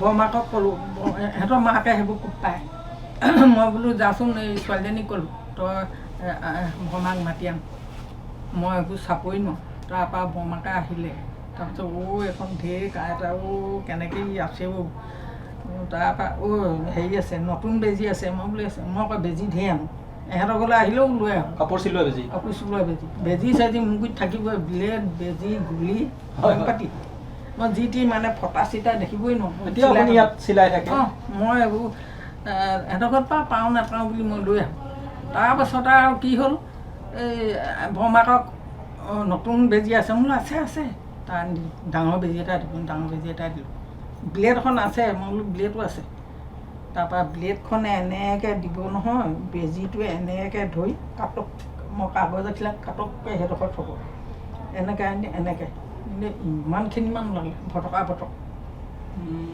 পাঁচদিনাৰ পৰা ভৰি শুকাই থাকিলে দৰৱবিধ আপুনি লিখি থৈ যাম বুলি কৈছে অঁ লিখিয়ে থৈছোঁ মই লিখি থৈছে ন সেই দৰৱবিধৰ একদম লাগে দেই লাগে তাৰপৰা আৰু এটা মানুহ এনেকৈ সোমালে ভৰিত এনেকৈ নল ইয়াৰ পৰা লাগে তাৰপৰা সেয়া ওলালে সেই দৰৱে অঁ আৰু এটা মানুহ তোমাৰ পৰা ধেৰ নিয়ে এতিয়া সেই দৰৱবিধ তেনেহ'লে লিখি লৈ যোৱা ভাল হ'ব অঁ মই লিখি থৈছোঁ বাৰু হয় হ'ব তেনেহ'লে আমি আৰু কথা বহুত পাতিলোঁ গতিকে আমাৰ যিটো কথোপকথন আছিলে মাৰ জন্মদিনৰ গতিকে জন্মদিনৰ শুভেচ্ছাটো আগতীয়াকৈ দিলোঁ ভিডিঅ'ৰ জৰিয়তে ৭৫ বছৰীয়া মাৰ জন্ম যিটো উদযাপন কৰা হ'ব আমি আগতীয়াকৈ আমাৰ অফিচৰ সকলোৱে এটা শুভেচ্ছা জ্ঞাপন কৰিলে নমস্কাৰ বৌধু আজি আপোনাৰ ৭৫ বছৰ বয়সৰ জন্মদিনৰ শুভেচ্ছা জনালোঁ আমি পৰিয়ালে আৰু গোটেই আগন্তুক অহা দিনবোৰ যেন আপোনাৰ ভালে কুশলে যায় ভালে ভগৱানে ভালে ৰাখে আৰু দীৰ্ঘায়ু আপোনাৰ কামনা কৰিলোঁ আৰু বৌধু আপোনাক কি ক'ম এইটোকে কৈছোঁ যেন গোটেই পৰিয়াল আপোনাৰ জন্মদিনৰ ভগৱানে যেন আপোনাক ভালে ৰাখে তাকে প্ৰাৰ্থনা কৰিছোঁ আপোনাৰ ৭৫ বছৰীয়া জন্ম জয়ন্তী উপলক্ষে আপোনাৰ সৰুপোনা ভাগিনৰ ফালৰ পৰা সেৱা যাচিলোঁ মাহী আপুনি অতি কষ্টৰে আপোনাৰ কেৰুটি ল'ৰা ছোৱালীকে মহাদেৱবিহীন ঘৰখনত সকলোকে আগবঢ়াই নি এতিয়া নিজে খুটি খাব পৰা কৰিলে এইটো আপোনাৰ পৰম সফলতা আৰু এইদৰে এহেঁতকো লগত লৈ আপুনি 100 বছৰৰ যাত্ৰা অতিবাহিত কৰক সুস্বাস্থ্যৰ ইয়াকে মোৰ ফালৰ পৰা কামনা থাকিল মাহী আপোনাৰ কথা এটা মনত পৰি গৈছে এইখিনিতে আপুনি যেতিয়া কেতিয়াবা আমাৰ ঘৰলৈ ফুৰিবলৈ যায় LP স্কুলত পঢ়াৰ কথা হয় তেতিয়া কেতিয়াবা আমাক 2 টকা এটা দিয়ে 2 টকা এটা আমাৰ এসপ্তাহ চলিবলৈ হৈ যায় আৰু এনেকুৱা ঢেৰ কথা আছে ক'লে দীঘলীয়া হ'ব পুনৰ সেৱা জনাই সামৰিছোঁ আপোনাৰ এই ৭৫ বছৰীয়া জন্মদিনত মোৰ ফালৰ পৰা বহুত বহুত শুভকামনা যাচিলোঁ আৰু আপুনি ইমান বয়সতো যে ইমান ধুনীয়া স্বাস্থ্যৰে জীয়াই আছে তাৰ কাৰণে আপোনাক শলাগ ল'ব লাগে আৰু আপুনি ইমান কামৰ মাজেৰে ল'ৰা ছোৱালীকেইটা ধুনীয়াকৈ মানুহ কৰি তুলিলে গতিকে আপুনি এগৰাকী আদৰ্শৱান মহিলা বুলিও মই ক'ব বিচাৰোঁ শেষত আৰু আপোনাৰ সুস্বাস্থ্য আৰু দীৰ্ঘায়ু কামনা কৰিছোঁ মা আপোনাৰ ৭৫ বছৰ জন্মদিনৰ শুভকামনা যাচিছোঁ আৰু ভৱিষ্যত দিনৰ সুস্বাস্থ্য কামনা কৰি ভগৱানৰ ওচৰত প্ৰাৰ্থনা কৰিছোঁ মা শব্দটোৰ অৰ্থটোৱে বেলেগ আজি বৰ্তমানলৈকে আমি যি শিকিছোঁ যি পাইছোঁ মাৰ কাৰণে পাইছোঁ মায়ে আমাক বহুত কষ্ট কৰি পঢ়া ডাঙৰ হ'ল সেই মাৰ ওচৰত চিঞৰ ধন্যবাদ নমস্কাৰ মা আপোনাৰ ৭৫ বছৰীয়া জন্মদিনৰ আমাৰ অন্তৰৰ পৰা আন্তৰিকতাৰে শুভেচ্ছা জ্ঞাপন কৰিলোঁ আপুনি য'তেই থাকে ভগৱানৰ আশীৰ্বাদত আপোনাক যাতে সদায় আমাৰ মাজত হাঁহি ধেমালিয়ে ভালে কুশলে ৰাখক আপুনি অতি দুখ কষ্টৰ মাজেৰে নিজৰ ল'ৰা ছোৱালীকেইটাক নিজৰ ভৰিত থিয় দিব পৰা কৰিলে তেনেকৈ যাতে ভগৱানে আমাকো আশীৰ্বাদ দিয়ক আৰু আপুনিও যাতে আমাক সদায় সাহসেৰে আগুৱাই নিয়ক আপোনাৰ শ্ৰদ্ধাৰ অনুপাতে আমি নিজৰ ল'ৰা ছোৱালীকেইটাক নিজেই নিজৰ ভৰিত থিয় দিব পৰা কৰোঁ আৰু ভৱিষ্যতে আমি চিৰকৃতজ্ঞ আপোনাৰ ওচৰত যাতে আমাক সদায় সাহস দি যাওক আমিও নিজৰ ঘৰখন নিজে চম্ভালি ৰাখিব পাৰোঁ ভগৱানৰ ওচৰত প্ৰাৰ্থনা এটাই কৰোঁ আপুনি যাতে আমাৰ মাজত সদায় জীয়াই থাকক নমস্কাৰ মোৰ নাম শ্ৰী হেমন্ত বৰগোহাঁই মোৰ ঘৰ বৰগোহাঁই গাঁও কেবি ৰোড উত্তৰ লখিমপুৰ আমাৰ মা এইবাৰ ৭৫ বছৰত ভৰি দিলে মা জন্মৰ বহুত বহুত শুভেচ্ছা থাকিল ভগৱানে তেওঁক ভালকৈ ৰখাওক বৰ্তমান যেনেকৈ আছে তেনেকৈ আৰু বহুত বছৰ জীয়াই থাকক আমাক যেনেকৈ মৰম দি আহিছে সকলোকে তেনেকৈ আকৌ ভৱিষ্যতে মৰম দি থাকিব পৰাকৈ ভগৱানে ভালকৈ ৰখাওক আমাক বহুত কষ্টৰে মায়ে তুলিলে ডাঙৰ দীঘল কৰিছে আমাৰ 6টা ককাই ভাই তাৰে 6টাৰ ভিতৰত এগৰাকী বাইদেউ 5টা ল'ৰা বাইদেউৰ নাম লাৱণ্য ককাইটোৰ নাম ঘটমটোৰ নাম ভোলা জগত বৰগোহাঁই মোৰ নাম হেমন্ত বৰগোহাঁই আৰু হীৰেণ বৰগোহাঁই টুটুমণি আৰু মইনা বৰ্তমান আমি 5জন ভালে কুশলে আছোঁ বাইদেউৰ সৈতে 6জন মাৰ জন্মদিনৰ সকলো হৈ পেলানি বহুত বহুত শুভকামনা যাচিলোঁ আৰু ভগৱানে ভালকৈ ৰখাওক মা জন্মদিনৰ শুভেচ্ছা থাকিল ৭৫ বছৰীয়া জন্মদিনৰ শুভেচ্ছাৰে আপুনি ভালে থাকক কুশলে থাকক ভগৱানে আশীৰ্বাদ দিয়ক দীৰ্ঘায়ু হওক মা তোৰ ৭৫ সংখ্যক জন্মদিনত সৰু পুত্ৰ হিচাপে তোলৈ অলেখ শুভেচ্ছা জনালোঁ তই যেন আমাৰ মাজত সুস্থ শৰীৰে সুস্থ মনেৰে জীয়াই থাক তাৰে আশা কৰিলোঁ ভগৱানে যেন তোক সদায় কুশলে ৰাখে তাৰ কামনাৰে তোৰ সৰু পুত্ৰ মইনা নমস্কাৰ মা নমস্কাৰ মা তোৰ ৭৫ বছৰীয়া জন্মদিনৰ কাৰণে শুভেচ্ছা থাকিল তই আমাক বহুত কষ্টকৈ তুলি তালি ডাঙৰ দীঘল কৰিলি তোৰ কাৰণে আজি আমি মানুহ হ'লোঁ আৰু তই মোৰ ল'ৰা ছোৱালীকেইটাকো পঢ়া শুনাৰ কাৰণে বহুত উপদেশ দি থাক